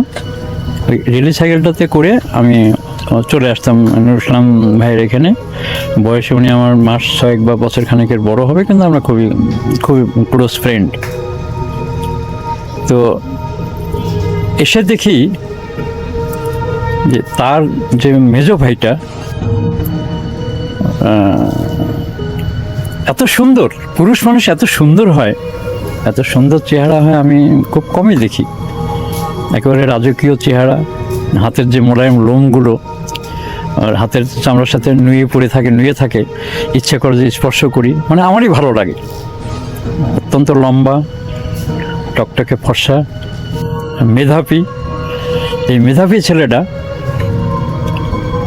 একটা তার ছিল কি, সে শিশুকাল থেকে আমি যখন তাকে দেখি বা বড় হওয়া পর্যন্ত, যখন তাকে আমি দেখি যে সে সবার সাথে মেলামেশা করে না, আমি গেলে একটু হেসে হয়তো এলো, আমি জিজ্ঞেস করি কেমন আছেন, ও জিজ্ঞেস করে না কিছু, আমি জিজ্ঞেস করি কেমন আছো, ভালো, বাস এইটুকু জবাব দিয়ে সে কেমন যেন একটু লাজুক লাজুক ভাব সে সরে পড়ে ওখান থেকে। আমি নুসলামের সাথে কথা বলি। তো এই ভাইটা আস্তে আস্তে ক্লাস 9-এ যখন উঠলো, শুরু হলো এর উপরে এক ধরনের নারকীয় অত্যাচার। কীরকমের, সে হঠাৎ করে বাড়িতে ওর মা মানে ওর বাবা তো স্কুল টিচার ছিলেন, দেখে যে ছেলে বিছানায় নেই। তো বিছানায় নেই কোথায়, দেখে যে তাদের বড় লম্বা টিনের ঘর ছিল, চৌচালা টিনের ঘর, যে ওই টিনের ঘরের চৌচালের মধ্যে বসে আছে ঠিক মাঝখানটায়, বসে ওখানে একা একা হাসতেছে। গভীর রাত, প্রচণ্ড শীত, এরকম শীতের এত সে ওখানে বসে আছে হাসতেছে। তো এরা তো সারা বাড়ি খুঁজে টুজে দেখে যে ও নাই।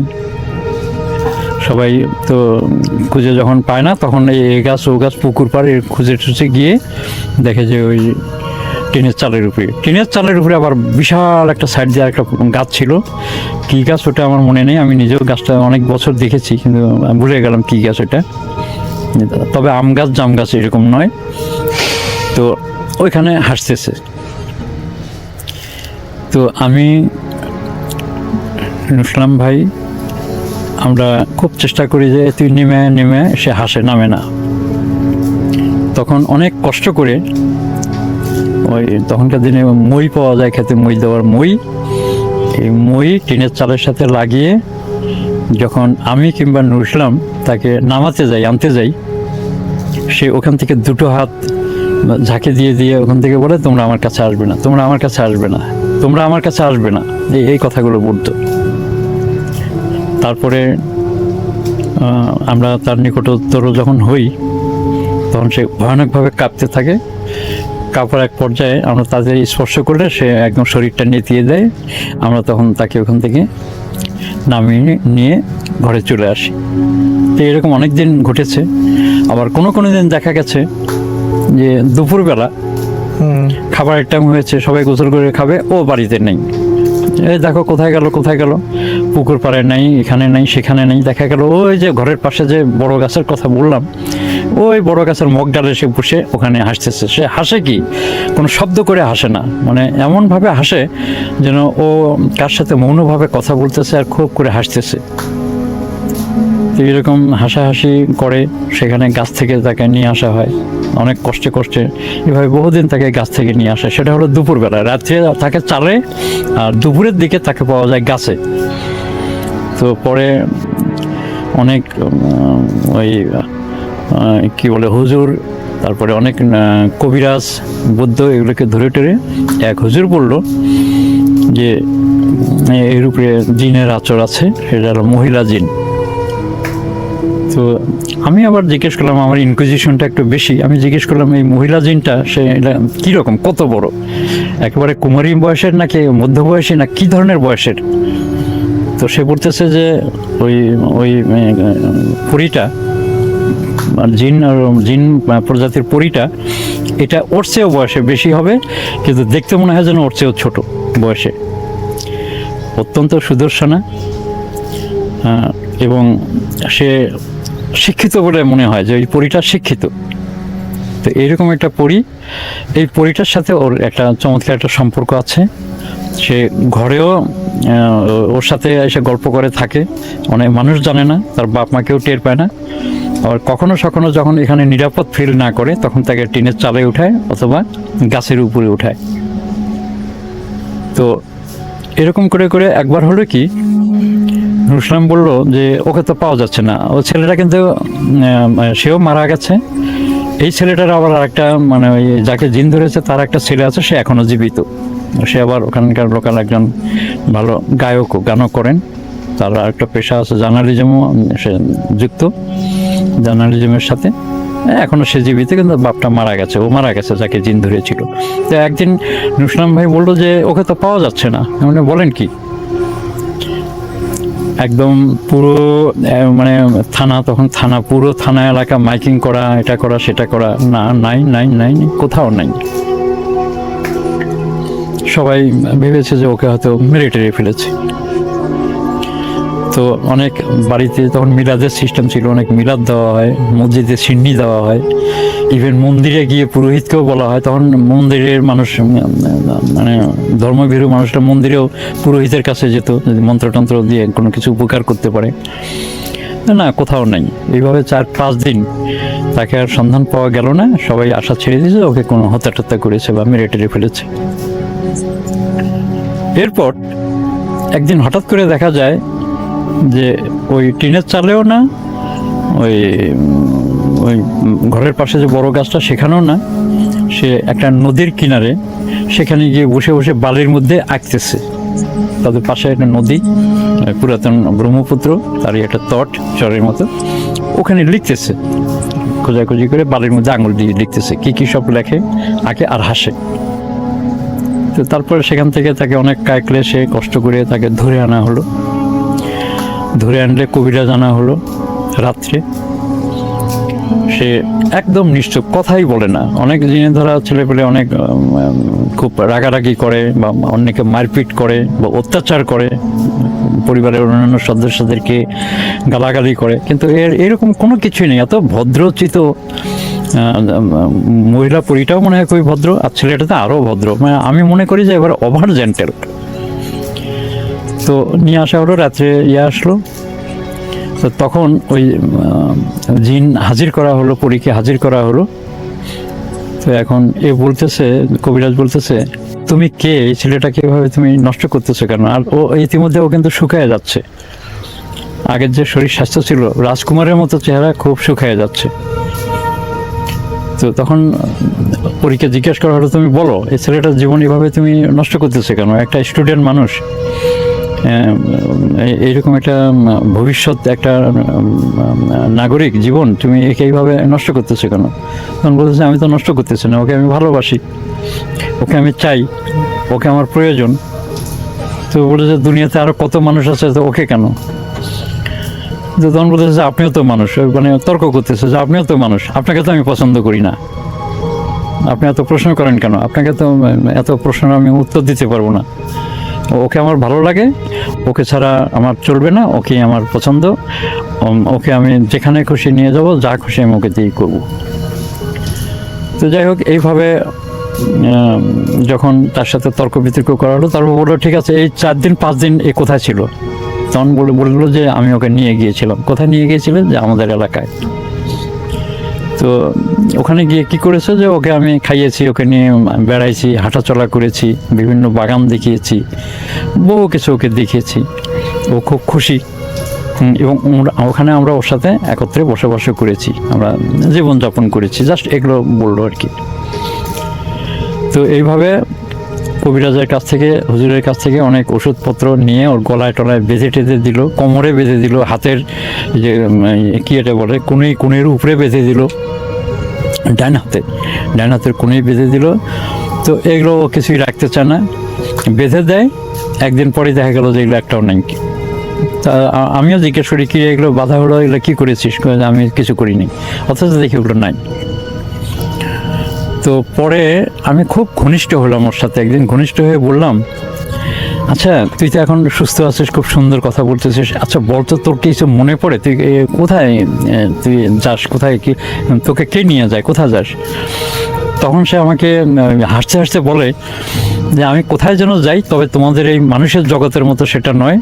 আমার কাছে সে জগৎটা অ্যাকচুয়ালি ভালো লাগে। সেখানে সবগুলো মানুষ সুন্দর, সেখানে মহিলার সংখ্যাই বেশি, এবং এরা কেউ কারোর সাথে ঝগড়া করে না, এরা খুব উপাদেয় খাবার খায় এবং ফলমূলে ভরা। কাশ্মীরের চেয়েও মনে হয় যেন বেশি বাগান, ফলের বাগান। হ্যাঁ, নিজে হাতে হাতে ফল পেড়ে পেড়ে খাওয়ার মতো একটা এলাকা। আমাকে সেখানে নিয়ে যায়, আমি সেখানে যাই। এই সুস্থ অবস্থায় এই কথাগুলো সে বললো, কিন্তু এর বেশি আর সে বেশি বলতে পারে না। যে বলা হয় যে পরীটার নাম কি, নামও বলে না, কারণ আমি ওর নাম জানি না। তো পরীকে জিজ্ঞেস করা হয়েছিল যে তোমার নাম কি, পরীর নাম বলে না। কবিরাজকে বলে, হুজুরকে বলে, আমি তোমাকে নাম বলবো না। তো যাই হোক, এইভাবে আমরা ভাবলাম যে যদি ওর বিয়ের সাথে যদি একটু করানো যায়, তাহলে হয়তো পরি ওকে ছেড়ে দিয়ে যাবে। তো বিয়ে শাদী মেট্রিক পাস করলো। মেট্রিক পাস করার সাথে সাথে ওকে বিয়ে শাদীও দেওয়া হলো। বিয়ে শাদী দেওয়ার পরে ওর আর সুস্থতাটা একটু ফিরলেও ওর শরীরের যে ভগ্নদশাটা এটা উদ্ধার হচ্ছে না।